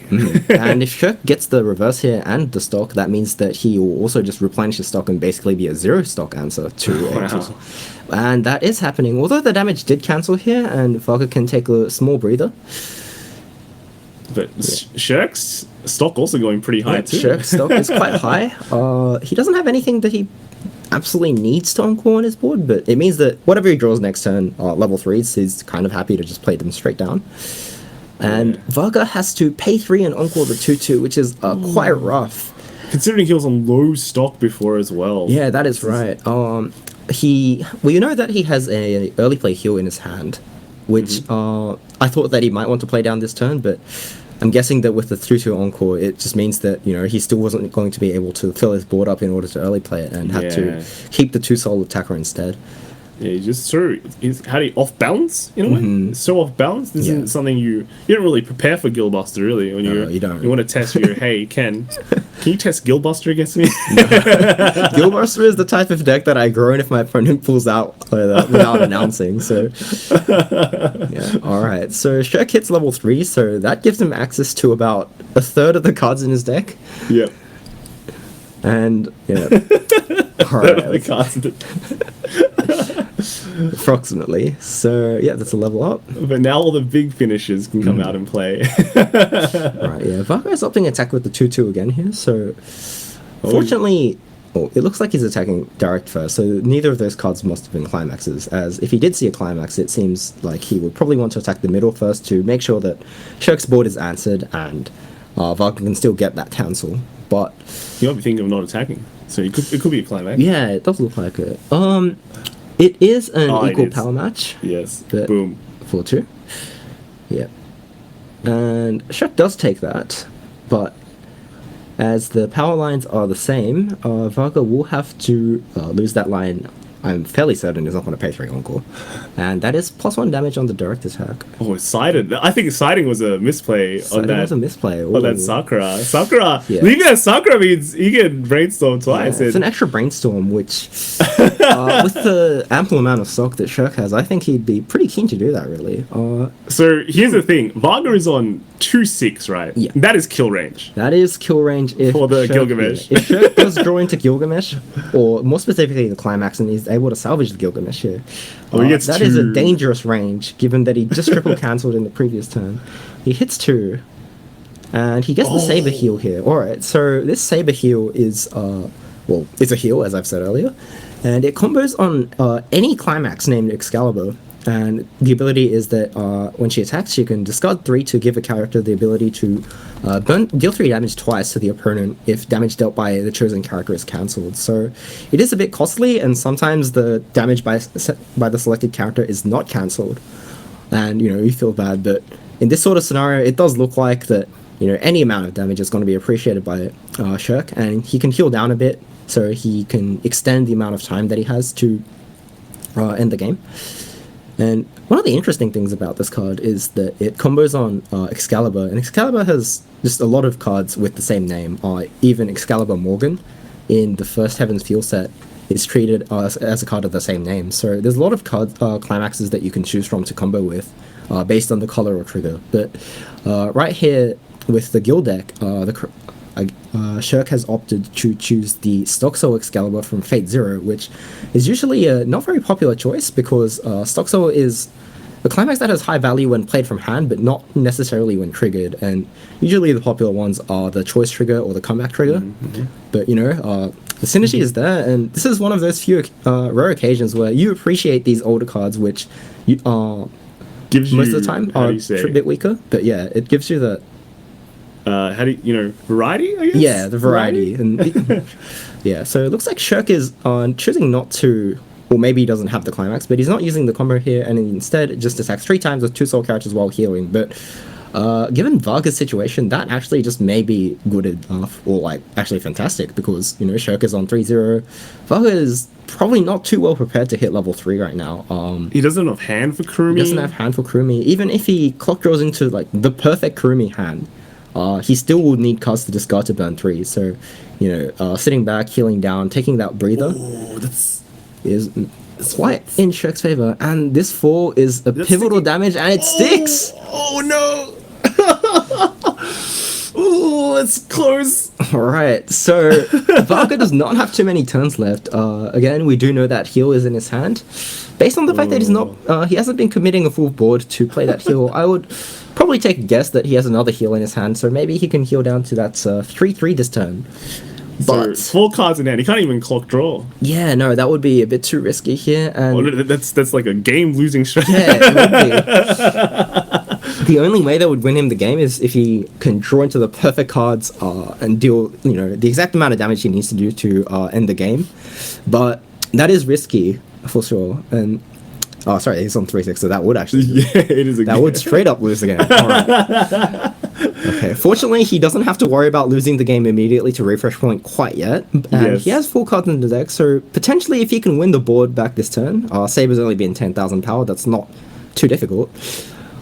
He may be able to use the one copy of the refresh counter Kurumi in the deck to avoid taking that refresh point, protect the board, gain the direct attack, and use that in his favor. But unfortunately, having only 4 stock, he can only play 2 characters whose powers are above 10,000, and will need to depend on trigger and standby on the last attack in order for 3 lanes to be available for a counter. I mean, at this point, does he even have the climax combo, do you think? Well, the way that he plays his hand definitely makes me think that he does have that climax, but... That's sometimes the tell, sometimes people just naturally put it face down like that when they're just about to go. But it could just be the way he's placing his hand, it's the one of the... Oh! Okay. That is a climax for Kurumi. And he brings back the Uniform Talker, which it doesn't give any power right now, but if Shirk chooses to front attack with weaker characters into Varga's characters, that will give Varga a little bit more chance to cancel by putting non-climax at the bottom. So, Varga does look like he's not too confident on ending the game this turn, and instead is hoping that he can cancel a little bit more and have one more turn to finish off Shirk. So he has to, I think, the thing here with Kurumi is he either goes stock swap or he goes the put 3 cards back, right? Yeah. So decompress. Just for the unfamiliar, stock swap is a colloquial term that Weiss breathers like us use, where you put all cards in your opponent's stock into the waiting room and an equivalent number from the top of their deck into the stock. So in this, it's powerful when your opponent has a relatively small deck with a higher concentration of climaxes. So you can remove climaxes; they don't go back into their new deck, and they won't be able to use them to cancel either. But unfortunately, even if Varga is able to do that, he doesn't have enough damage to seal the game quite yet, so he will need to depend on some soul triggers here. Yeah. So I think it has to be decompressor, right? Yeah, so decompressor is also a slightly niche term that we use, where any effect where you can shuffle back cards in your opponent's deck, waiting room, back into their deck to worsen the climax ratio in their deck for a better chance to stick some damage, is one of the 3 modes of Kurumi. So the other effect that you can choose on Kurumi is to discard 2 and deal 3 damage to the opponent, but with 0 cards in hand, Varga does not have that option. Standby coming out. This is a true soul attack. Kind of helps, right? You need 7 damage to win the game. Yeah. So with one more soul trigger, Varga does have a shot at winning the game this turn. And that is a cancel. But, he still has two soul attacks, so with 2 more triggers, that's 6 damage, and maybe Shirk will refresh into game. Should he have attacked with the Kurumi first, maybe? It sort of depends, but based on what we've seen on Shirk's side, it does look like he has a decent number of climaxes in there, and maybe using the Kurumi first to try and send some climaxes into his stock may have been the better choice. But at least this way, if Varga had triggered that standby on the 2nd or 3rd attack, he can have 3 rows open, which is the best case scenario to survive an opponent's turn. So I think given that he wants to commit to surviving, this may have been the better choice. It was just a bit unfortunate that he triggered the standby on the 1st attack. Okay. This damage sticks, but because it wasn't a trigger. Yeah, because it wasn't a trigger, it means that Varga cannot win on this turn. And yes. Unlike Shirk, he doesn't have double triggers. And Shirk with 4 cards left in the deck and 3 cards in stock, it does look like a decent timing to shuffle to send 3 cards off the top of his deck into his stock. It just depends how many climaxes are at. It feels like a very bad position here for Varga, because next turn Shirk is definitely gonna be dropping some probably burns, right? Yeah. And Varga is on level 3 with 4 cards in clock, but with guaranteed refresh damage incoming, that will be 5. So Shirk only needs to consider doing 2 damage on the And following turn. you know some of those Mickey burns, right? The on attack burns. Yep. Burning based on level. Normally you'd be afraid if you burn a 0, like hit a 0 or a 1, right? Yep. But because you don't run ones in this set, Yeah. you're always burning for at least 2. And again, if you do reveal a 0, which is only 2 damage, that is the exact amount of damage that Shirk needs to do. So Yes. that's not even a bad thing in some scenarios. And the stock swap did come into play. Yep. Last card in deck was the free fresh, right? Yep. So Shirk hasn't been able to use it too often, although it doesn't look like it's part of a central game plan. But that is a card which, when played, if the player has 5 or fewer cards in deck, the player may shuffle their waiting room into their deck and draw a card. So when you're on a thin deck, it means that you can avoid taking that 1 refresh penalty, and it replaces itself in the hand. So there is another popular build of Fate where you can just keep going into this card over and over at level 2, and you keep getting all that climax value through cancelling and triggering while you don't take any refresh penalty, and your compression just keeps going better and better. But what does Varga need to do to try and win? He needs to survive the next turn. Yeah, he needs to get Varga- like 6 cancels or something, right? Yeah, it depends entirely on what Shirk's next turn looks like, and that can be, it's pretty variable, just based on what he draws. But I think he's setting up quite well though, because he Yeah. put two of the one does have in the 2 back. uniform talker, so if he can just cancel a little bit off the top, and use the talker to his advantage to get the extra cancels just that he needs, he is probably the most prepared he could be, judging from what he was where he was at the beginning of the turn. Yeah, to basically play to your one single out. We'll pay 3 encore. Not bad. He is playing to his out there, Okay. getting as many climaxes back into the deck. Yeah, that did mildly improve his compression, and also because Shirk only has 3 stock right now. Yes, It means that he can't put a 1-soul character in front in the lane that may have been open to make a 2-soul attack, which would have been game ending. that's right. Yeah. Because if you have a 1-soul character and you plus 1 soul, that equals 2. That equals 2, and that is exactly what Shirk That is wants. lethal, yeah. That's maths is good, isn't it? It's really helped, in a game like Weiss Schwarz. Yeah, I'm glad that I went to primary school where they taught me how to do addition. Dude, that's right. Addition, subtraction. Yeah.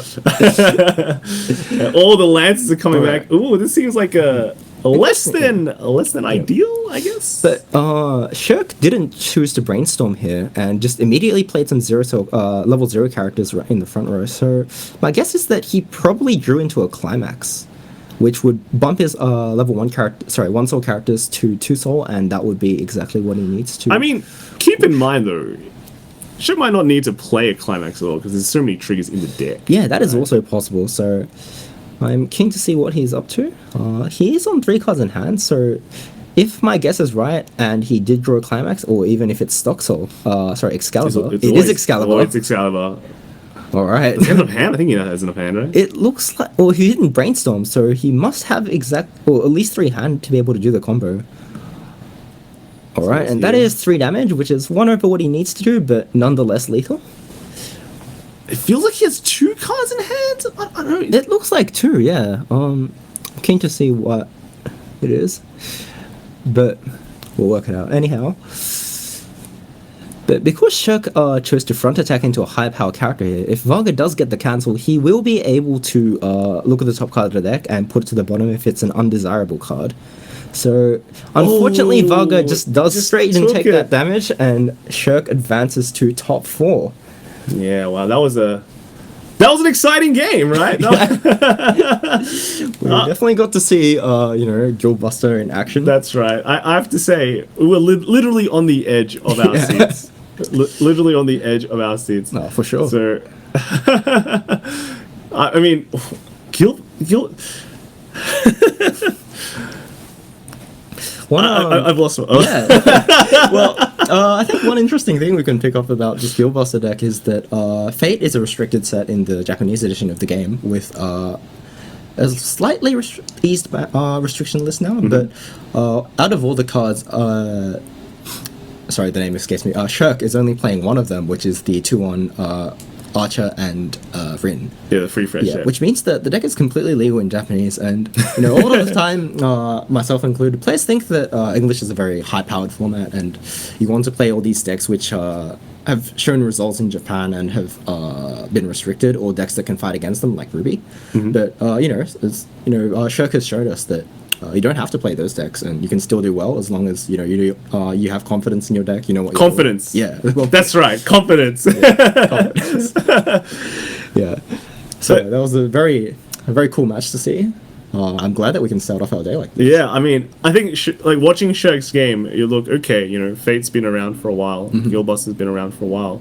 But just the way that he played it as well, he knows like what the metagame is like. Yeah. How the game actually is played, right? And then how do we play against that playstyle, you know? And if you're playing a deck and you're playing against a fast deck and your game plan gets destabilized a lot of times, the game goes way too fast. Suddenly, like a 2-soul comes out and you just take a bunch of damage. That happens. That stuff happens. And if your deck has problems recovering from that, then you'll lead to these kind of situations. Yeah, that's right.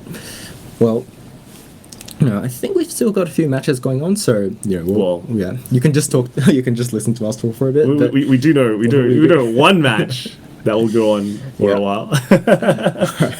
Yeah. I think it'll be the Data Live. Yeah, I think it was the Data Live mirror. It always, that match will definitely go long because again, we talk about just looking at that match, right? That game went really, really quickly, but simply because one deck is very fast. It's made to go fast against slow decks, right? Yeah, and especially because his Lancers didn't bounce. I think Shirk wanted to just go for that fast game because the longer the game goes, the more opportunity he gives Varga to top check with the Uniform Talker, and it's more likely that Shirk was going to run out of cards to play with if he kept doing that. So, it was in his favor. He knows what he's doing, and that won him the game. Okay, so maybe... not sure how long the game will actually go for though, but if we can, maybe we'll have a short break, maybe, to just for them to finish, because Data Live mirrors do go for a while, and I think we'll see you back very soon, or hopefully very soon, for the top cuts, top 4 of. Top 8. Top 8. Top 4 of the AO region BRO. That's right. Thanks to the same, man. Wow, Guildbuster, man. That destabilized my train of thought. We'll cut to a quick break and we'll be back very soon, so stay put. Nice. Very Guildbuster, man. What the... What a game. Attack your character. Aha! I saw that coming, and I'll counter your attack with me! Ruby, now coming to Weiss Schwarz. As an English edition original. Trial Deck Plus, Booster Pack, and Supply Set. On sale December 17th. Bushy. Hi, my name is Chad Lesky. I am the BSFO North America Premium Champion. I played Murakumo, specifically the Nuadayo archetype. So I prepare for all large regional events in a similar way. I typically test with friends remotely or at our local game store by buying a large chunk of the top meta decks that I'm considering playing, and I run a gauntlet against them. For some events, this means hundreds of hours of playtesting, looking for specific niche things to get matched. However, PSFO was a little bit different. Due to COVID restrictions, I wasn't actually able to test in person at my local game store, and a majority of my Cardfight playing friends were taking breaks waiting for things to die down. So I played in a few community-run webcam events, and outside of that, 99% of my testing time was against one friend, and his online tag is Royal Lover, so thank you so much for the help. Yeah, so I started playing the game in V-Series. It feels like so long ago already. My first ever Bushiroad event was the first V-Series BCS in Anaheim, California. Where I actually piloted OTT to a top 8. That was a fantastic deck. I love that format. Not very many people did, but I did. I also managed to get second place at Premium BCS Anaheim with Neonectar. And with my team, we got top 4 at Bushiroad Springfest 2019. I was piloting Anj at that point. My friend Andrew actually learned Gize the night before, and we sat him down and we're like, okay, time to learn Gize. You check your triggers, you win. That was fun. Large scale events are always a blast. I usually always end up with butterflies in my stomach, like traveling to and right before. And I always question, did I prepare it properly? Did I pick the right deck? But, once you get there and you start meeting people, you start playing, time flies and it's always a good time. Yeah, so learning premium as a new player is difficult but very rewarding. The card pool is ginormous, right? We have hundreds of, more than that, thousands of cards that all do very niche things, especially heading into G Series and even before that. And so to me, it was always interesting when I would get got by like this card I've never seen before. I would have to look it up, and then I would look at all the cards from that clan because I'd be like, I don't want to get got again. But balancing, I split my time pretty evenly originally between the formats. And once I felt like I was in a solid place with one, I would reduce the amount of playtime. So it would start 50-50. Standard was the first format. V Standard with OTT was the first format where I felt very comfortable in, so I reduced that to like 80% premium, 20% V Standard in that format. Now with D Series, playtesting 3 formats can be rough. Your time is split, that's for sure. Especially right now, where premium is kind of more open. There's less of a defined meta right now, and so there's a lot more to watch out for. There's a lot more cards you can get got by, and so I'd say right now I'm putting 60% of my time into premium. I'm putting 20% of my time into V Standard or V Premium, I believe, and then I'm putting that remaining 20% into D Series. Thankfully, D Series, the format's newer, so there's less to be surprised by. Definitely a different experience, to say the least. I wouldn't say it's bad. There are pros and cons, and I think one of the pros is I got to have my cats as emotional support throughout the tournament. But there are some definite difficulties. The internet can be finicky, webcams can be blurry, and communication can be difficult, right? Like there's some things that you miss when you're not in person. But despite that, I think the online play experience is a net positive. I was able to play against players that I'd likely only see at Worlds, and my friends created a Discord chat where we hung out in between rounds, which kind of emulated that experience of talking about your bad beats and stuff like that in between rounds. I also really like public deck lists, and that's something that we can do super easily online. It lets me prepare for my upcoming matchup, and it prevents me from like getting got, right, as often, because I can recognize maybe a combo that I hadn't seen before. Most importantly, I'm just happy to play some form of competitive Vanguard. As a person, I only play card games that have like a competitive like tournament structure to them. And with the world events derailing all of that for every card game, basically, it made me really miss it. And so having Bushiroad step up and offer an online competitive event is super cool and important. I'd love for BRO to stick around even in a post-pandemic world. Maybe as a mid-year event to help bridge the gap between BSF and BCS. Yeah, so I think this is just a common card game philosophy that every player should adopt. And this is kind of relevant. I was recently minted as a level 1 Cardfight Vanguard judge, and I can tell you that you need to not be afraid of calling a judge. Especially in remote fight situations, things can be difficult to resolve because you're not there with your opponent. You can't like show them, for instance, what you intend all the time when it's just words. And judges are here to assist in almost any situation. And I promise you, and I promise everyone watching, that it's a lot easier to let the judge resolve issues for you than to work them out yourself with your opponent in the match if things aren't looking like they can. Opponent's webcam or internet low quality, ask a judge to review and work with you. Uncertain about a card, call a judge. I always hear players tell stories that they should have called a judge, and I always ask them, hey, why didn't you? Are you afraid of calling them? And they typically don't have a defined reason, just more like they don't want to bother the judges. But that's what judges are there for. You're not bothering people or bothering us when you call us over. So always call a judge when you're uncertain. And as a follow-up to that rule, if you feel that something in the ruling is even the least bit off, always appeal. Appeal to the head judge. Judges won't take it personally if you appeal. It's all business. We understand that we're not all knowing and sometimes we can make mistakes. So yeah, always call a judge and always appeal. As a competitor, practice makes perfect, but ultimately Vanguard is a game with a higher level of variance present in it. And some days things just won't go your way. You'll brick, your opponent will have it all. Sometimes you'll see no triggers. I know we all know how that feels. But just remember that even if you're frustrated at the game, you need to be able to separate your opponent and the game. And yeah, just be an overall good sport. Lastly, Vanguard is a game of percentages, and giving yourself every opportunity to put percentage points on your side is incredibly critical. What I always do is I typically always pick from the strong 5 perceived decks in the metagame. I use online resources or my opponent's deck list to help learn or interact with matchups. YouTube channels like WCC, Different Fight, all of these places are good resources to learn about the metagame and cards that are present in them.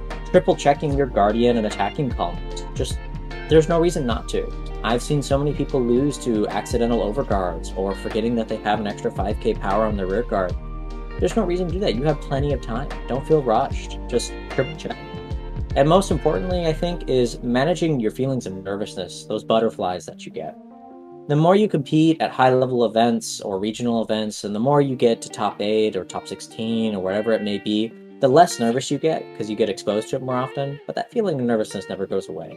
Learning to live with that, learning to accept it and not let it affect your gameplay is going to be incredibly critical to your career as a Cardfight Vanguard player. Just have fun. Like that's really it. I know that we can get caught up in the competitive aspect of it, but BRO was made to have fun. So enjoy yourself.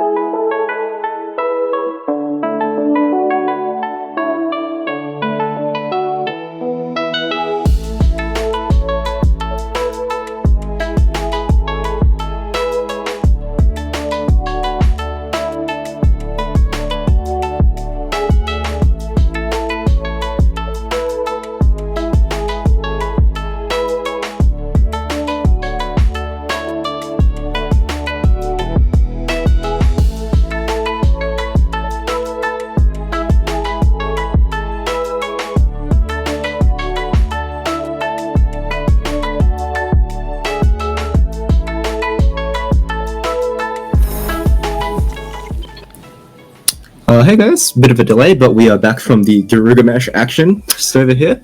And yeah, we can start off our next game right soon. Yeah, well, we have the brackets. So let's take a look at that.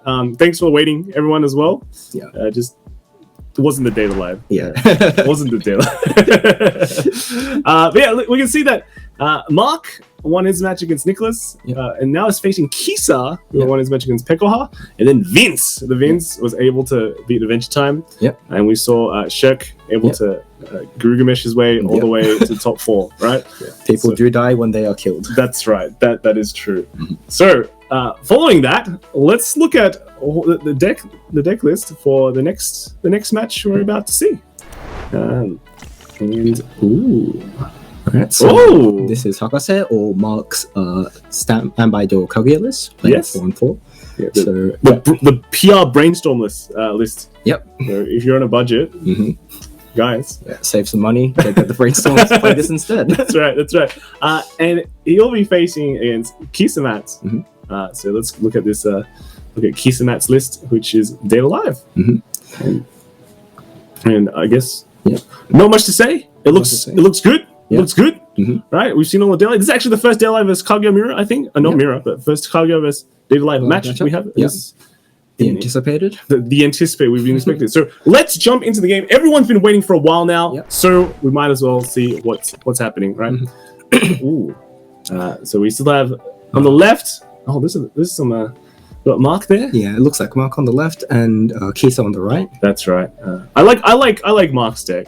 You know, it's just like mine, you know. Yeah. Isn't it the other way around?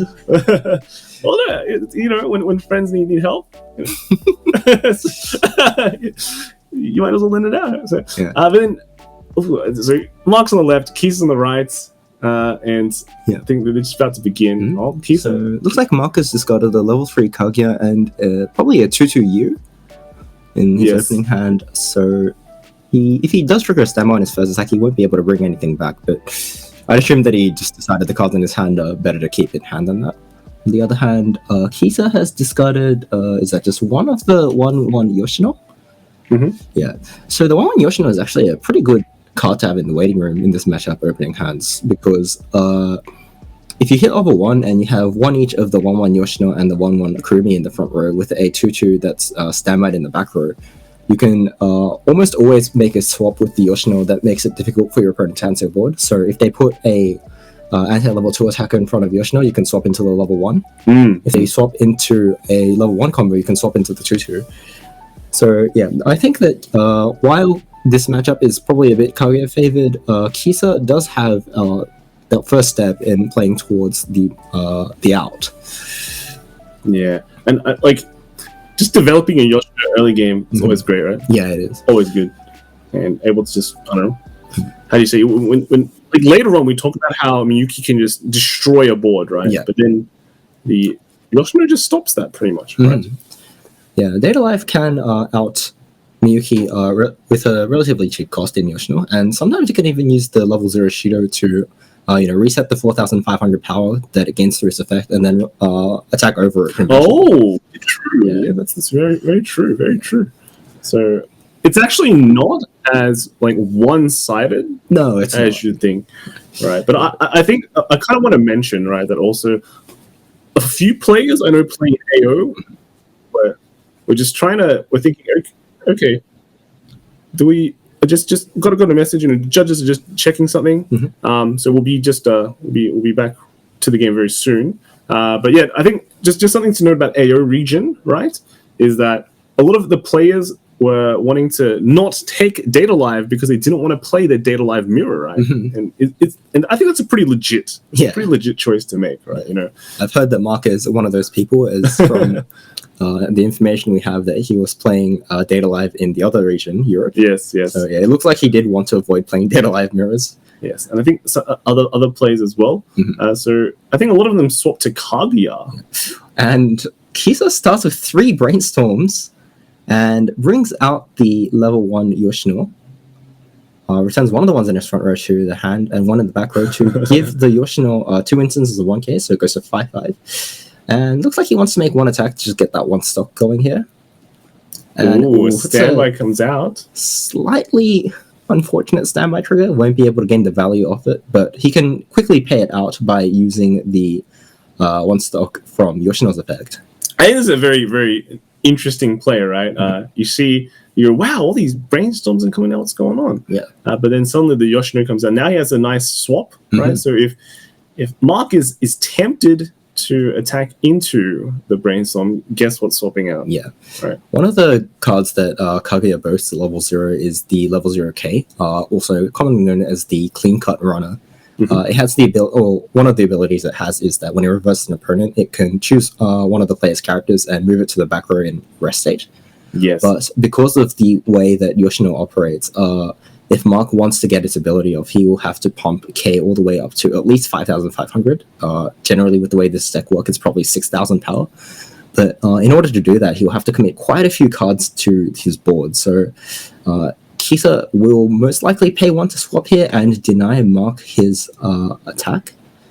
But instead, Mark does seem like he's only playing one character here, so he doesn't expect that he'll be able to get the effect off. But in this case, Kisa doesn't have to swap, and he still gets the trade. He already has 2 brainstorms, so yeah, Kisa just playing that card down and not even using the effect has deterred Mark from just pushing damage and promoting the early game aggression that Kaguya wants to have in this matchup.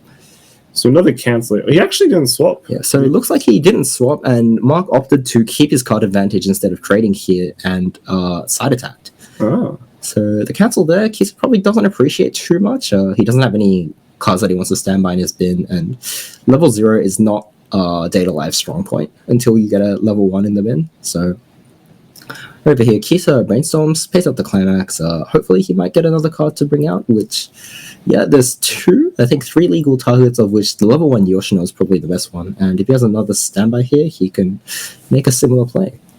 I mean, more Yoshinos the better, right? He runs 3 in the deck, so yeah, lots of targets for that.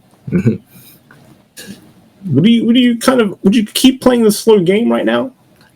From Kisa's side, yeah, I think it would be better to just keep the game a bit slower. Being that, well, it looks like Mark will have to level up first before Kisa, which is not in Kisa's favor, but at least if the game keeps going fast, Kisa will have to keep trying to attempt to fight Hakase's board before he eventually gets to that point where all cards on Hakase's board will have on-reverse effects that deal extra damage, and if Kisa is on a lower level at that stage, it's going to be very difficult for him to push through towards the end game. So yeah, I find that if Kaguya goes up to 1 first, right? Yeah. They're at least able to get their Climax Combo game plan off, which is pretty nice. Puts them in a pretty good position, because then they develop their level 2s first. That's right. And gets to move them up first. So Mark shows 2 side attack there, which meant that Kisa was able to bounce an additional brainstorm that he otherwise would not have been able to do, pumping his level 1 Yoshino to 6-5 power, which it's quite an important line, I guess. Although Mark does look like he's going to level up. If he hadn't done that, it was almost impossible for that level 0K to be able to scale over the Yoshino. And this Yoshino is still remaining very, very big thanks to those brainstorms. Yeah, that is right. So every turn. Which is pretty good in a way, because now it's just hard. It's just hard to get over, get some value. And with the second Yoshino in the back row, even if Mark is able to commit enough cards to run over the Yoshino in the front, Kisa did not pay any stock to get that card out. It's just the card that he got out of playing a standby from hand. So, he's got one copy of the card he needs, and he's not losing out on stock by doing that. So, yeah, I'd say Kisa has developed a decent start, and depending on the rest of his hand, he can just maintain this position. Yeah, and usually when we see Kaguya, early game, they drop everything, they're able to drop anything. They can take advantage of that. But here, he's playing a bit more safer. Yeah. Mark playing a bit more conservative. Maybe, he's going to try lane. This Chica able to give power, yeah? This Chica is able to give 2k power to any character on his board, as long as Mark reveals a character on the top card of his deck. Yeah. But it looks like he's using the search ability first, so if Mark does not shuffle a climax on the top card of his deck, that will pump his level 1 Kaguya to 7k, 500 over what Yoshino is currently on. And that will be able to reverse the Yoshino, and with a climax combo, that would also give Mark an additional card in hand. Yeah. Is there a situation where he does the combo, but then chooses not to search, maybe? It depends on what Mark's hand size is, but at this stage of the game, it seems fairly likely that he'll probably get the search. But because Mark is playing a 2k power backup in this deck, he does have the option to leave the marker under Kaguya and then use the counter to protect it on defense and get a search to replace the counter instead. Okay. Alright, and Mark searches for the climax swap Kaguya here, which most likely means that he has the comeback trigger climax in his hand, which he will want to replace with the standby. Yeah, and standby out something good now. Develop the board. Yeah. Just again, he's in a kind of a damage lead, right? Well, not like I guess when you're in front of damage, you have more damage. it's hard to find the more conveyable wording. But, Mark is on higher damage right now. Yes, higher damage. Yeah. So that high level as well. I mean, is there a world where he keeps Kisa at level 0? It's not impossible, but I think given Kaguya's game plan and the way that Mark is playing out his turn right now, it's probably more likely that he wants to just take advantage of the 2 direct attacks he can get here in order to catch up on damage. Because if on similar amounts of damage, Kaguya does do quite well in these sorts of games, and on top of that, Kisa doesn't have quite enough cards to immediately just go into a board state where he can reflect just any attacks that he wants to reflect. Yeah. Unless he gets 2 standbys on offense or something. Because Kisa's list is running like the traditional list where there's no data bullet cards. That is right. So if he is stuck at 0-5, he's just stuck. So I think it'll be interesting to see, but attacking with the direct, so we can see Mark is just going to go for it. There's also the point that Kisa only plays 3 copies of the 2-2 Talker and no other 2-2s in this deck. So if the game speeds up and Kisa unfortunately is not able to get a level 2 Talker in the waiting room, he may not be able to standby an optimal card with the standby in his hand during the climax phase. Is that a bit greedy, would you say? Only 3-2-2? A lot of the time, it's not as big of an issue, especially with Kisa's list, where he's playing 2 of the level 0 Kotori, which can send cards from the deck to the waiting room when she herself goes to the waiting room.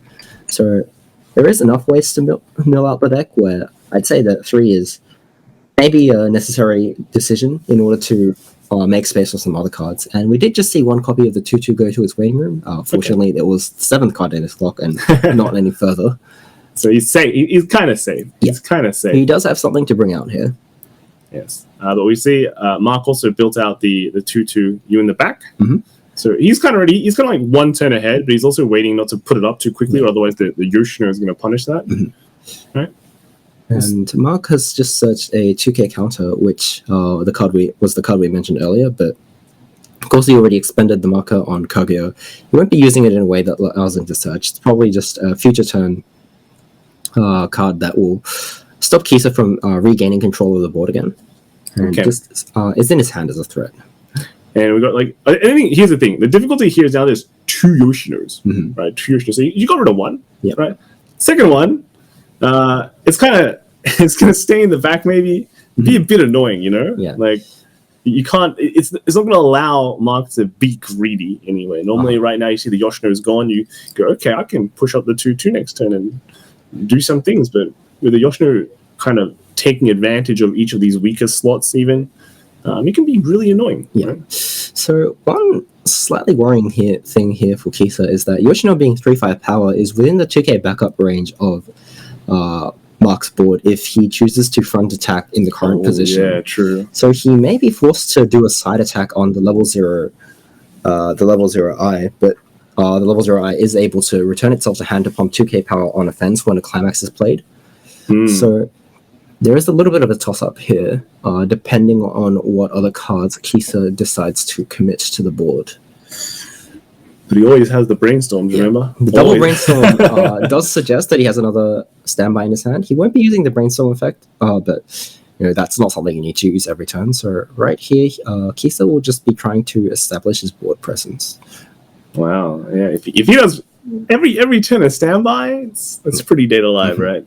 Alright, so he returns one card to his hand to pump 1k to his Yoshino. So that puts it safely out of the counter range of the 2k counter plus eye line. Okay. Yep. And the second one is pumped to the level 2 Torka. So after a swap, that will put Torka on 10-5, which is 500 higher than the maximum power that you 2-2 can reach on its own. So Mark mills with the runner as well, and now Kisa swings in with the Yoshino. Would you swing with the Yoshino here? Why not with the center column? It's an interesting question. I guess it's because he has an empty slot, so it doesn't really matter. Mm-hmm. But if he did trigger a standby on both the first and second attacks, it may have been a slightly awkward situation. But at the same time, I believe that is the only 2-2 in Kisa's waiting room. Oh, so. yes, true. We can't forget he runs a bit lower amounts, I guess. Yeah. And then the last attack here is also it should be a 1. Mm-hmm. 1. It's actually feels like Mark is pretty satisfied. He's like, okay, take one damage. I'm a 1-3. Yeah. That's a pretty good place to be, you know? Yeah, that is. And although Mark's version of Kaguya is not playing the Brainstorm to go through his deck faster, because he is in a matchup where not that damage comes through until later stages of the game, I think he can sort of just take his deck compression as it is, and try and get the value out of the climaxes through playing them from hand, cancelling or triggering them, instead of just sending them straight to waiting room for a better deck next time. I guess here's the weird spot, right? What do you do right now? I technically have a pretty good target with the middle side, so you can put a K there. But then again, Yoshino can swap over. Yeah, Yoshino being able to swap over is one thing, but that given the amount of stock that Kisa has, 3, paying 1 just to deny a clean cut may not really be what Kisa wants to do. He may want to build stock instead. So depending on what Mark feels like he can do for the following turns, I think he may actually just do that and force Kisa to make a decision. So Mark actually clocked the climax right there. Yeah, that is quite interesting. He does have a climax swap in his hand, if I remember correctly, which he might be able to use. I'm wondering if it's because he doesn't think he's going to refresh at 1-6. Yeah, that is very likely. But Kaguya is also a deck which sometimes just wants to play that door climax in the early stage of the game in order to push damage because of how much card advantage it gains in the early parts. Right. But Mark does play a climax swap there, which seems like he just has another climax in the hand. Yeah, and so he was clocking it away to get rid of the excess. Wow, it's a lot of climax then. Yeah. Gets the standby again. But it looks like Mark wants to play this game for card advantage instead of damage, as Mark has planned to play a standby this turn, and on top of that, he's played the anti-level 2 attacker in front of the level 1 Yoshino. So Yoshino will probably have to swap into the level 1. Yeah. Here, but he plays over. He plays IT Kaguya. IT. Was it terrible with IT? Helpless at IT. Yeah. Right. And Mark reveals a level 0 eye in his hand to look at top 3 and add a 2-2 U to his hand. Normally it's not a very desirable choice, but he has just sent another 2-2 U to his waiting room, so at this moment it's not really a big issue. And he can use that as discard fodder, either to encore his U or to do one of the damage effect on his level 3 later in the game. Oh, it's committing a lot of cards. He's played over quite a few cards. Yeah. It's not necessarily as bad though, because that climax hopper in the back row wasn't really going to be doing anything. Even if Kisa on the swing back reverses Mark's board, that climax swap was most likely not going to be able to do very much. So I think the 2K is on the Miyuki. Yeah, so that puts him up to, I believe, 8-5 power on his own, and then 9K with the 500 support from the assist. Yeah, so it gives it's like a bad situation with Kisa in a way. It's like, what do you want to do? Do you want to swap Yoshino with the 1-1, but then you lose the 1-1? Yeah. You can't. You want to swap it with the 2-2? Well, you shouldn't, because you'll just lose it. All right. So that was a quick swap from Kisa. He does swap the 2 1-1s around. So that means that Mark will either have to side the level 1 Yoshino in order to keep his U on the board, or front attack into it and just be happy with the new 2/2 that he has in the back row. Yeah, I think it's interesting as well when you're faced with the anti-level 2 attacker. All right, what do you do? Do you just play more level 2s? You don't really care about it? Just play more level 2s? Or do you change your strategy, just more level 1s instead? Or It does sort of depend, obviously, on the deck and situation. But with Kisa's deck, because all of his 2/2s are vulnerable to being reversed, as in they can't encore themselves, I think committing more 2/2s to the board is pretty risky unless you're guaranteed to be able to get multiple and you're okay with losing one. yeah, true, because those ones don't have any sort of kind of how do you say resilience, right? Encore. So Kisa's level 1 Yoshino was sided, so he can use it to attack into you and out at this turn. So he does have a little bit of breathing room there with the saved card, and the 1/1 was reversed. Doesn't look like Kisa was able to use a counter to protect him, but that card does have encore, so Kisa probably will be able to at least make Mark use 3 cards on the next turn, as I do see 2 characters bigger than the level 1s, and 1 character which can fight the 2/2. Wow. So I think it's pretty interesting. I feel like Kisa's not getting a break, right now. He wants to develop his game plan, move up the 2/2 ASAP, start kind of controlling his deck a bit better, or his cancels at least. But he's not getting that chance, which is pretty smart play right now from Mark. But because Mark did use all of his stock this turn before attacking, it means that if Mark wants to continue to search answers from his deck, he will have to use more stock and not be able to build that. We just saw that Mark had the second anti-level 2 attacker in his waiting room, plus the first one here. So it means that if Kisa moves his characters up and fights the anti-level 2 attacker, Mark will have to use stock either to search another level 2 attacker from his deck next turn or play an early play. So Kisa can probably just keep attacking here and make Mark use those resources to not let him have that huge lead. Yeah, and that people normally don't run any more than like two of the anti-level 2 attackers. Yeah, typically that card is not seen as 3 copies or more in any deck. It's like a nice card, but it's not like a super required card. Even in the matchup, it's good against. So many people just literally just run 2 of this at max. It only has 1 job, and it is good at that 1 job, but there are matchups where it's not good, and even in the matchups where it is good, it doesn't really do anything else. So when you hit that point in the game where it doesn't, it's not that important that you answer your opponent's cards, then it's one of the weaker cards in your deck. So in a way, it's kind of nice as well, because it's one of those cards. A lot of anti early play kind of effects stop when your opponent reach that level. The Miyuki just stays. If it's attacking a level 2, right? Yeah, he just always gets effect, which is kind of nice. That is true. Nice. Isn't susceptible to your opponent's your interruptions, and even if it does get answered somehow, you've committed 0 stock to something your opponent most probably has to use stock on. Okay, so Kisa's definitely going to attack the Yoshino in first, because it's like Mark's on 1/4. Yeah. So even with the trigger, definitely going to be able to bottom deck the U, but we'll see what happens.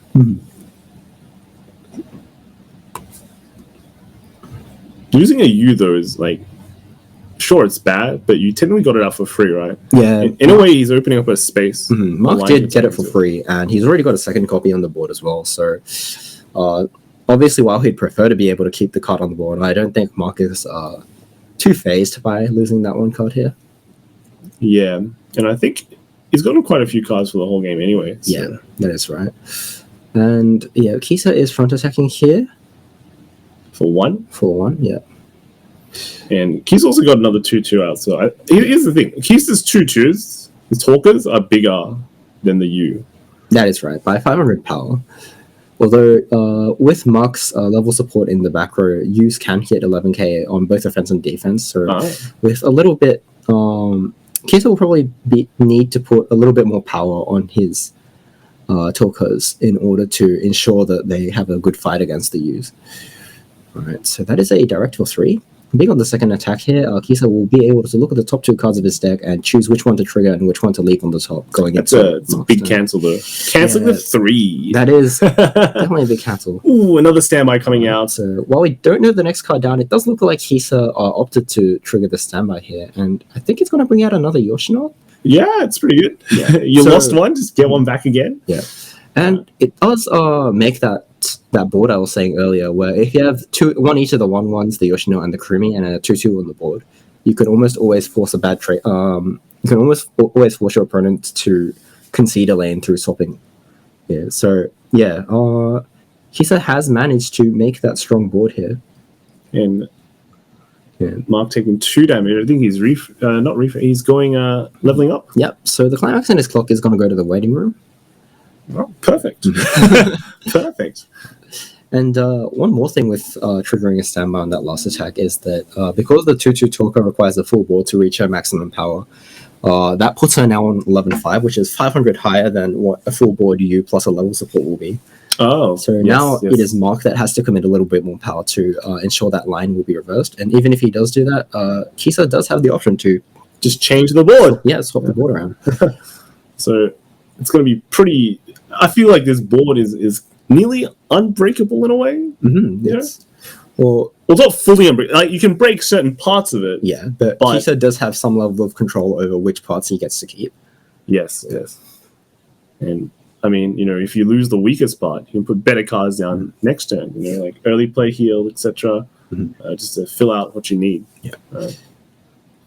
And actually, when you look at it, he still has that level 0 talk on the field. It's just kind of chilling there at the back. Yeah, it is sometimes a thing that you have to do where you play a utility card down, it doesn't really have anywhere to go, so you just use it to brainstorm. But maybe, ideally for Kisa, if you can just trigger a standby and play over that card or find an opportunity, Just move it up. yeah, into maybe a direct attack lane, that would be ideal. But yeah, so far, that card is probably just going to be chilling there. It's waiting for its time to rise up. Yeah. Kage coming down, but it just is he going to try and make that previous mind game puzzle field again? It'll be pretty hard, I think. He's gone through quite a few climaxes, right? Yeah. Just So moving that twin is drive. the twin drive with stock swap. So Mark could pay 3 to send the 4 cards of Kisa's stock to waiting room and put 4 in from the deck, but It's a bit early for that. yeah, it would be quite a bit early to do that. But I guess what's the optimal way to swap the field here? Do you just swap the Yoshino with the back? Well, Mark has already hit level 2, so He's doing the effect. yeah. Oh, and judging by that, it does look like Mark did sort of forget about the swap. Yep. It doesn't swap here. Okay. Although that being said, it doesn't Doesn't affect exactly much, I think. feed directly into the swap or anything. Yeah. So same attack position. This is true. Kisa's going to be able to get a top 2 deck. Yep. check. Yeah, which generally won't affect the way that he cancels, because the climax is either on the top or the next one down. And Mark is attacking at least twice in the next 2, so the number of cancels he gets will probably not be changed too much. But yeah, he does get to have that information and decide like how deep or shallow the damage goes. Do you attack with the Kage Twin Drive next or the U? I don't believe that Mark triggered anything here, so he might want to wait until he triggers the last climax in his deck if he has any left. But Because the thing is, right, if you attack with the Kage here, they can check top 2, but then you can get rid of the top 2 in a way. yeah, Unless they cancel on the first attack. Right? So- they rearrange it like that. but if Mark does choose to attack with the U first and the Kage last being a front attack, Kisa will get to look at the top 2 cards of his deck before his draw phase, which means Yeah. that he gets to choose the better of the 2 cards to add to his hand through the draw. Yeah, so it's better to attack with the Kage next, right? Yeah, in terms of Kisa's hand quality, which Mark may be concerned about, it would be better to do so. Would you continue to twin drive though with the Kage if you're attacking with it first? That is entirely up to Mark's deck state, and I haven't been following closely enough Yeah. to be able to work out what both players' deck states look like exactly. It is a bit difficult to see the number of cards in deck as well, just because of way from camera this- work works. Yeah, it's how camera works. Yeah. Okay, so he does the rearrange. Yeah. Okay, so interesting. And let's see what Mark does. Which one attacks first? Kaguya, you. Okay, all right. We know. Looks like it Got is the answer. Kaguya. Twin drive or no? And he is not twin driving. Oh, Okay. that was one card left in deck, and he is front attacking for 2 damage here. Oh yeah, he knows what the bottom card is then because Yeah, it was sent. Yeah, it was sent to the bottom with the level 1 Yoshino previously, so Yeah. he knows that is a card there. And I mean 2 damage is good enough. Yeah, you want to do 2 more? damage stick is pretty good. With Kisa already on level 2, I think Ooh, just yeah. the additional damage getting Kisa closer to that range where each point of damage through Kaguya or the early play Miyuki becomes more threatening. Mm-hmm. And looks like Kisa is asking for which level 3s are going back into his deck. We see 2 Miyukis and 2 Kaguyas, and I think 3 of the early play heal K. No, yeah, that's 2 of the K and I think. 1 of the blue Kaguya. But interestingly, Mark does not actually have the experience 4 condition for the Miyuki, so Kisa can kind of just throw weaker attackers into Miyuki without being scared of taking that one clock kick. Well, has Mark maybe just given up on Miyuki, right? Yeah. I don't want to play it now, right? Yeah. There's no rush. That is right. It is a difficult card. The fact that it stops backups can be very powerful at level 3 as well, because sometimes you just trigger those climaxes and as Data Live you want to use your refresh counter to escape that situation, but your opponent plays a Miyuki and doesn't let you. So it is completely viable to save it for that. But at the moment, Mark I think has all copies of Miyuki still in his deck and not in his hand. So while it may be an option, it's not something that will immediately be a threat. Okay, so Kiza gets the cancel. Yep. And he should be able to get a top 2 check as well. And what happens? He's just keeping. Oh, Looks he's like keeping. he's just keeping the order. So probably empty or just really good. Yeah. And this swings in for 3. 3, okay. And Oh, he cancels the second one. All right. So, yeah, he could have moved the climax to the top and drawn the level 0 Kotori, but I guess given his situation and how what his stock looks like, he decided that's not what he wants to do, and he'd rather just have that in the bin for a chance for a better draw. I mean, Kisa's field is looking pretty good now. Yeah, Mark can encore the 2-2 and refill his board and attempt to fight again next turn, but for the moment, Kisa did get his turn back with both 2-2s. Probably won't need to use any stock.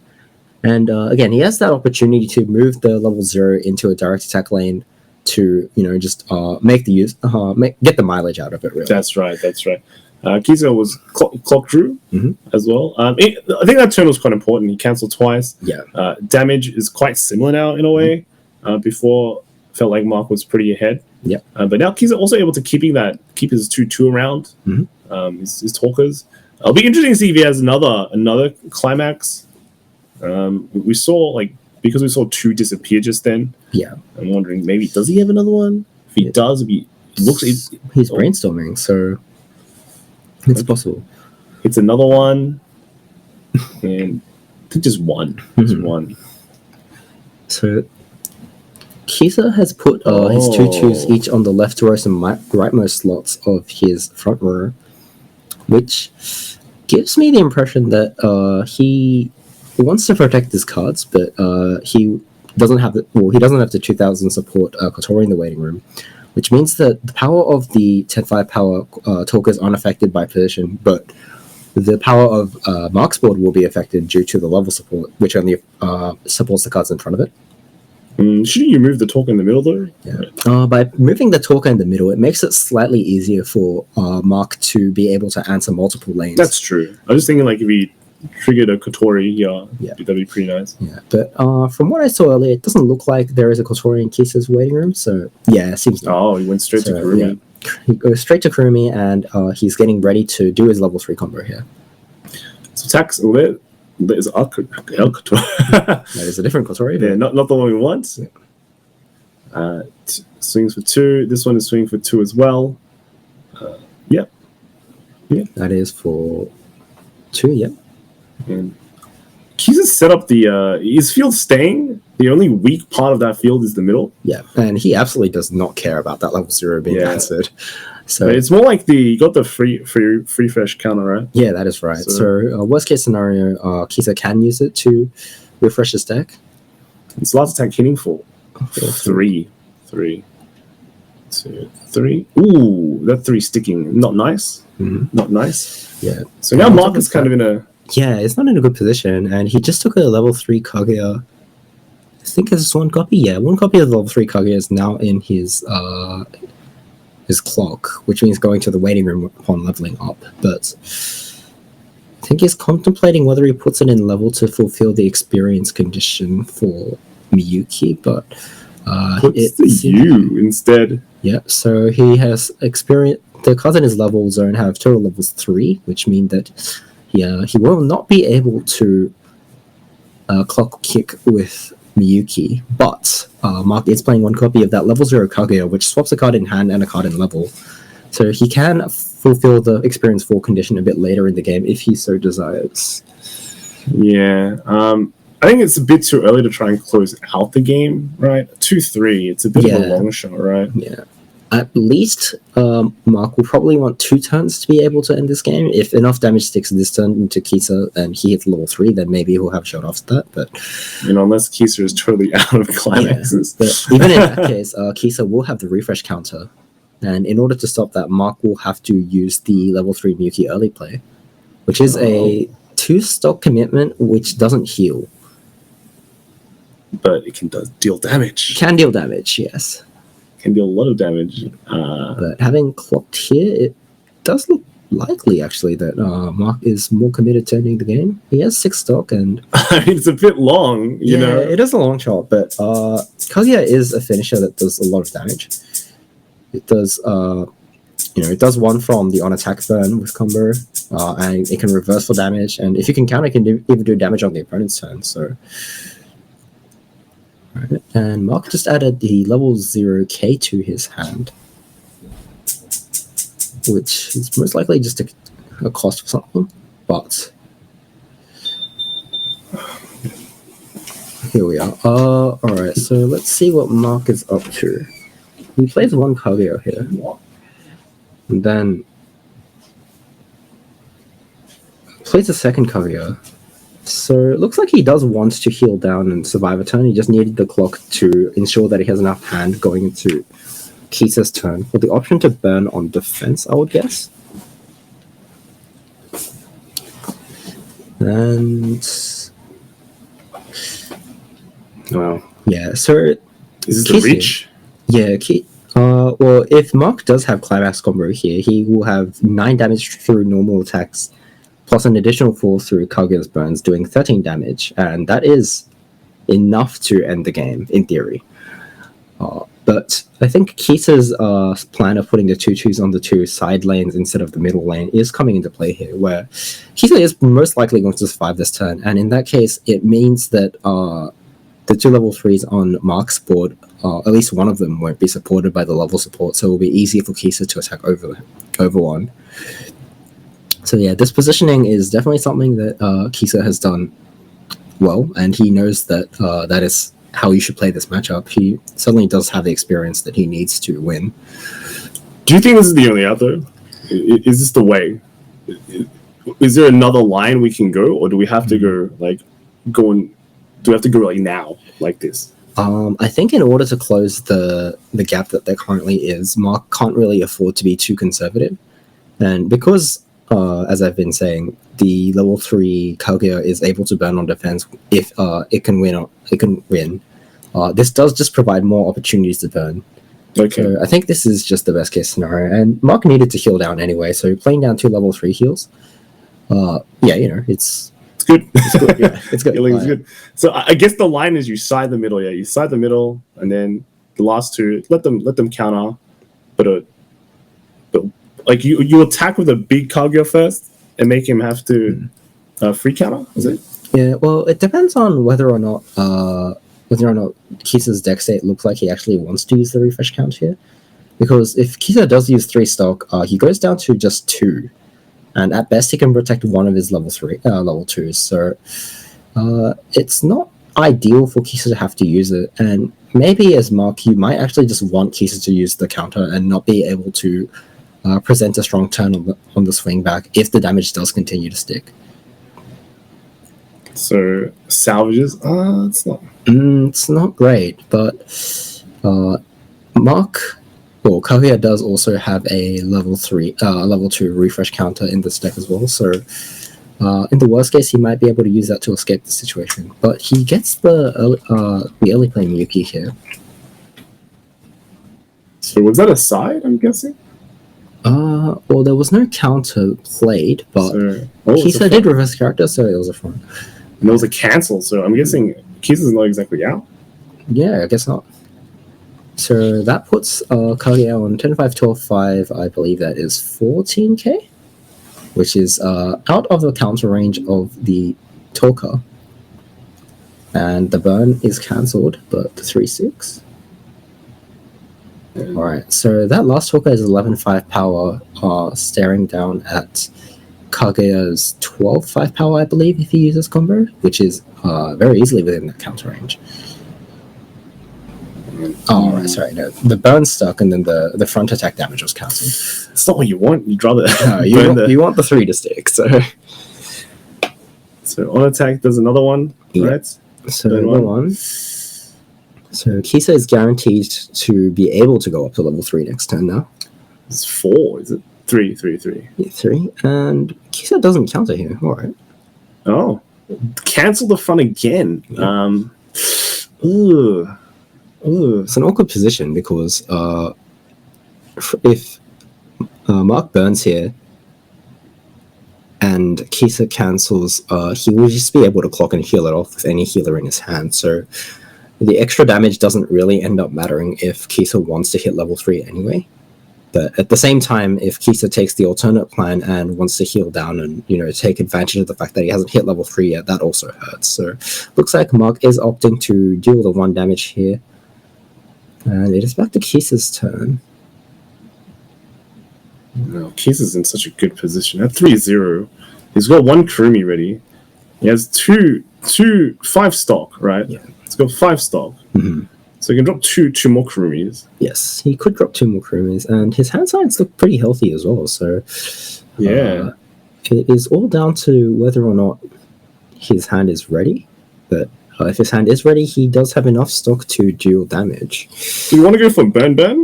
What's a burn? Or you can put things back? Or? It's again sort of depending on the scenario, of the deck state and everything looks like. But burn does just increase the number of times that Mark needs to cancel here.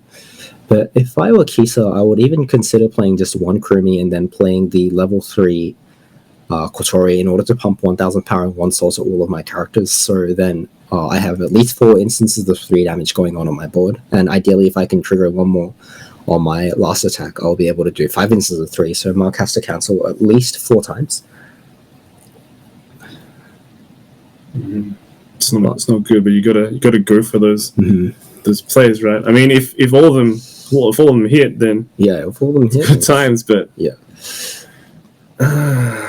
the trimodal effect of the level 3 Kurumi and Kotori definitely mean that there is a lot of versatility in the finisher setup that Kisa has to choose from. I think yellow Kurumi is not bad because you get rid of it gets big, right? Gets rid of a Kaguya, which would be like permanently. Yeah, that is true. And on 5 stock, it means that Kisa can play 2 level 3 beaters and then have 1 stock, enough to use the burn effect or the bottom 5 effect of the yellow Kurumi. But in doing so, it would also mean that he has to make 2 attacks first, and by that time it may not actually be desirable to use the bottom 5 effect anymore. So he's taking his time, I guess, to find out what's happening with the... One difficulty with this remote fight format is that whenever you want to ask your opponent for what cards are in their waiting room, you can't just ask your opponent, hey, can I pick up your waiting room and look?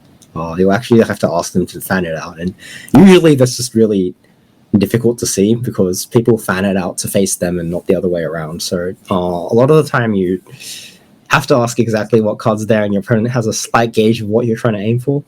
Yeah, there's 16 cards in Mark's deck now.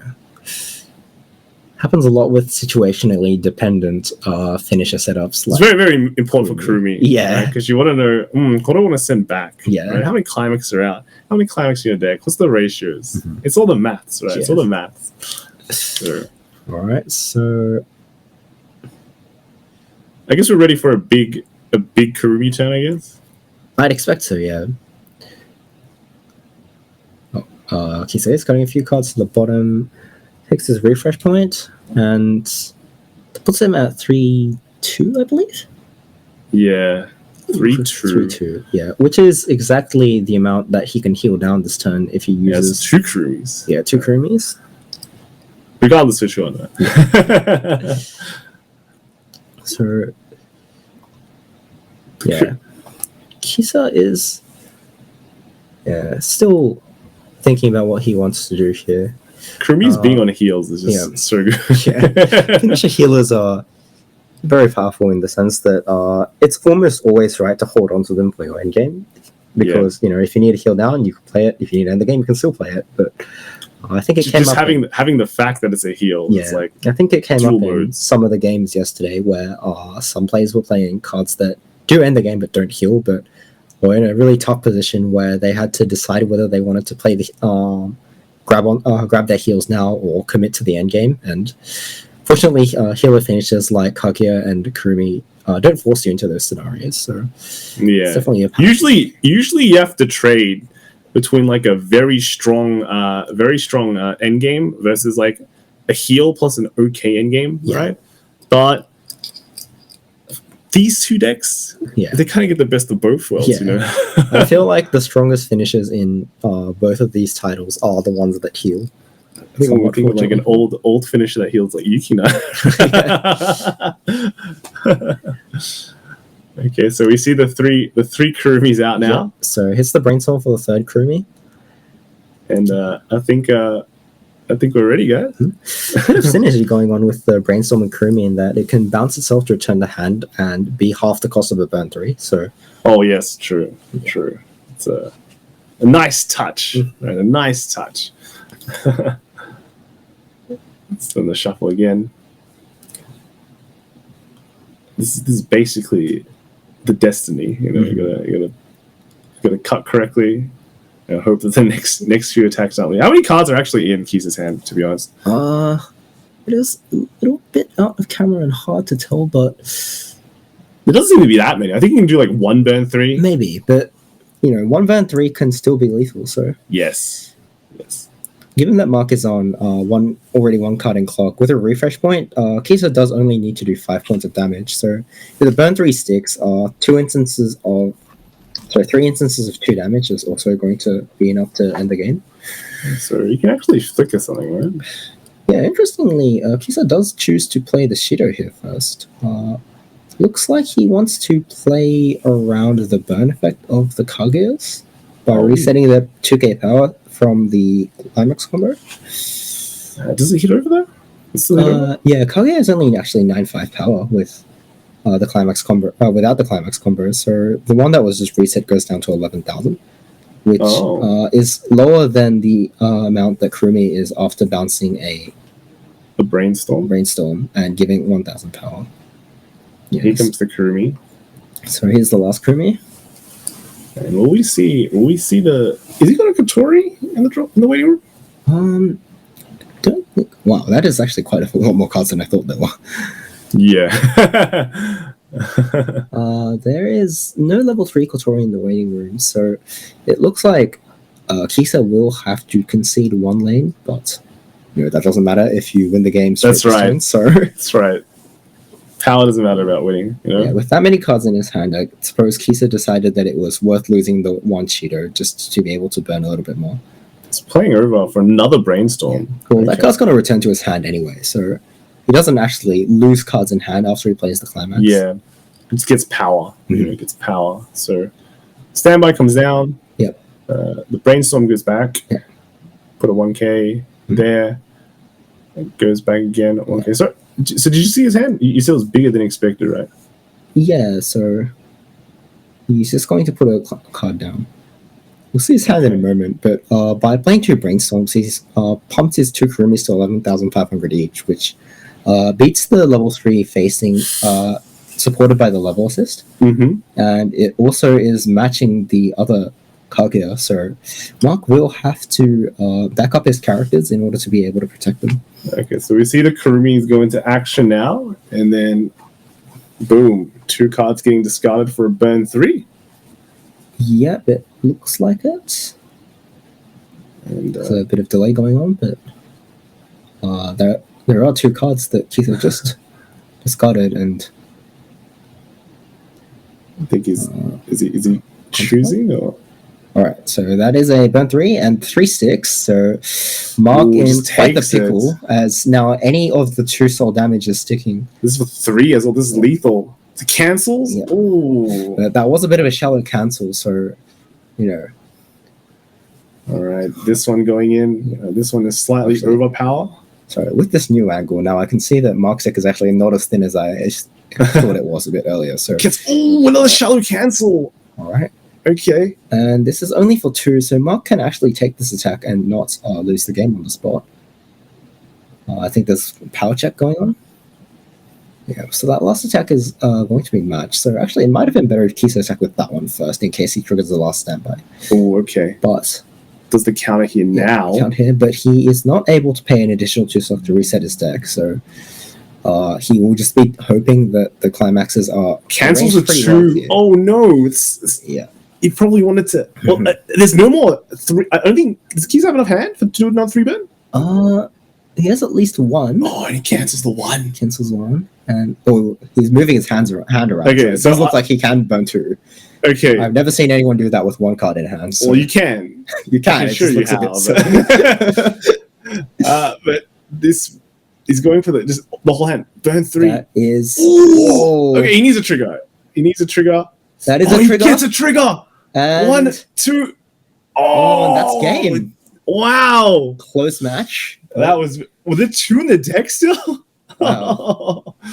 oh wow. All right, so close game, but that is a win for Kisa, who will be And moving to the finals. finals. Yes. Wow, that was. It was a close game. I know. Those last few attacks, it just came down. You know, that. Yeah. Oh, those last few. Mark triggers, had a good chance of surviving there, but Kisa, just knew that he could go for game and did so. And I think, both players kind of knew like when they had to kind of push. You know what I mean? Yeah.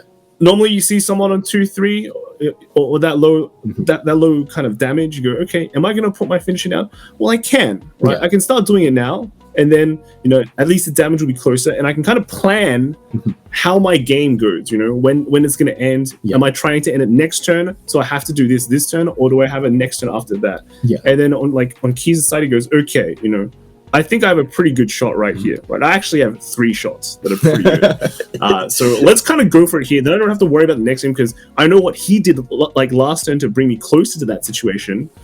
So let's just kind of let's end it, right? No, like normal games, right? Normal games. Yeah, it was also a great timing because he knew that Mark couldn't use a refresh counter if he really wanted to just cancel the challenge. So while he was susceptible to some defensive burns, Yes.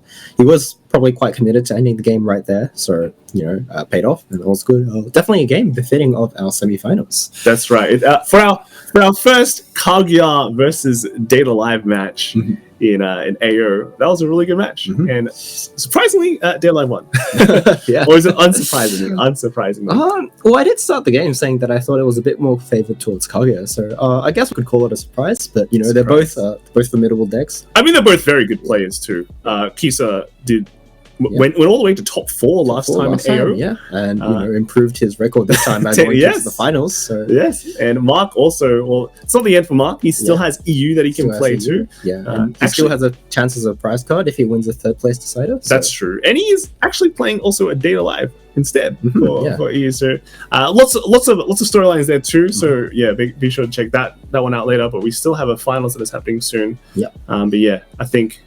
No, that's pretty nice. That is all the Kaguya's out though. There's actually all the Kaguya's out. So the finals will be Kisa's Data Live facing either Data Live from I believe Vince, Yes. or Shirk's legendary Gilbuster Fate deck. Gilbuster. Oh, it's tough to say who do you want to win. I guess It's difficult. I've been hooked with the Gilbuster with I know, previous games, but it's Vince. Vince is a friend of Vince, mine, your pal so- Vince. No, Yeah. let's see who actually won. We got the bracket ready. Yeah, bracket's Let's go ready. see who won. All right. All right, so the finals will be between Oh, Vince and versus Kisa. and unfortunately Gilbuster knocked out in top 4 and knocked will out be in top facing 4, but- Kaguya.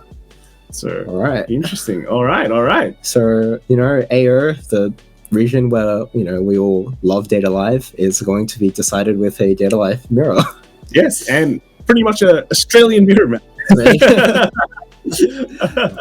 So We should mention that Kisa does also have Peruvian citizenship, I believe. yeah, I think he's honorary Yeah. Australian, but He's also representing his home country, Peru. so yeah, Shout out to that. we will be back very soon. We'll let the players get ready, and we're back with the final game of BRO 2021. Weiss Schwarz! Time to make your move, little sister. Then I guess I'll attack your character. Aha! I saw that coming, and I'll counter your attack with me! Ruby, now coming to Weiss Schwarz. As an English edition original. Trial Deck Plus, Booster Pack, and Supply Set. On sale December 17th. Bushiroad!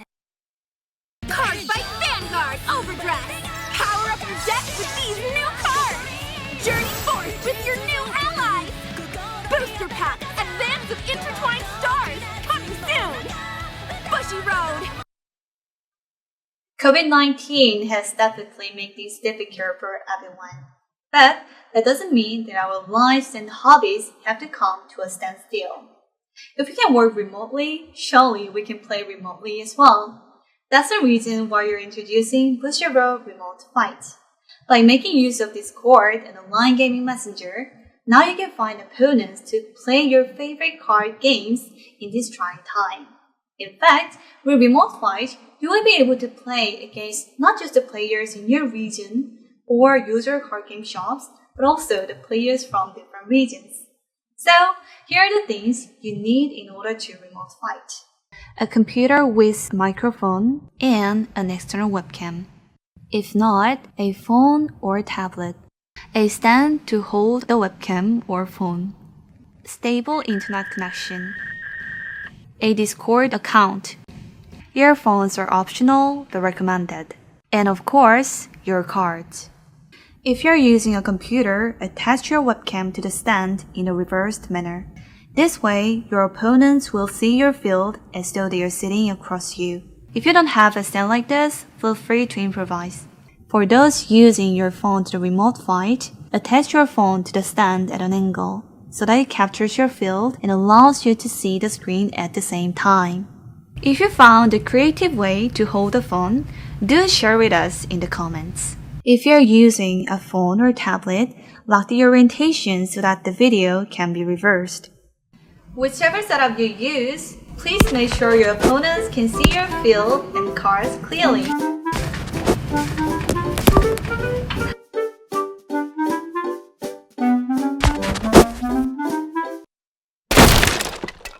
If you don't already have Discord, you can download it at discordapp.com. Make sure your video and audio capturing devices are working properly under the voice and video settings. After that, join the Bushiroad Remote Fight channel with this link. Once you're in, you will see this message. React to the message by clicking on the game that you wish to play. This gives you access to the respective game channels. Then, go to the respective channel of the game you wish to play. To request for an opponent from the channel bot, type @fight once. Sending another @fight will cancel your request. When an opponent is found, the bot will inform you. Now you can video call and contact each other to proceed with the fight. Please be reminded that you may encounter new players, so let's all be kind and patient to everyone. We hope you have fun and stay safe. But that does not mean that our lives and hobbies have to become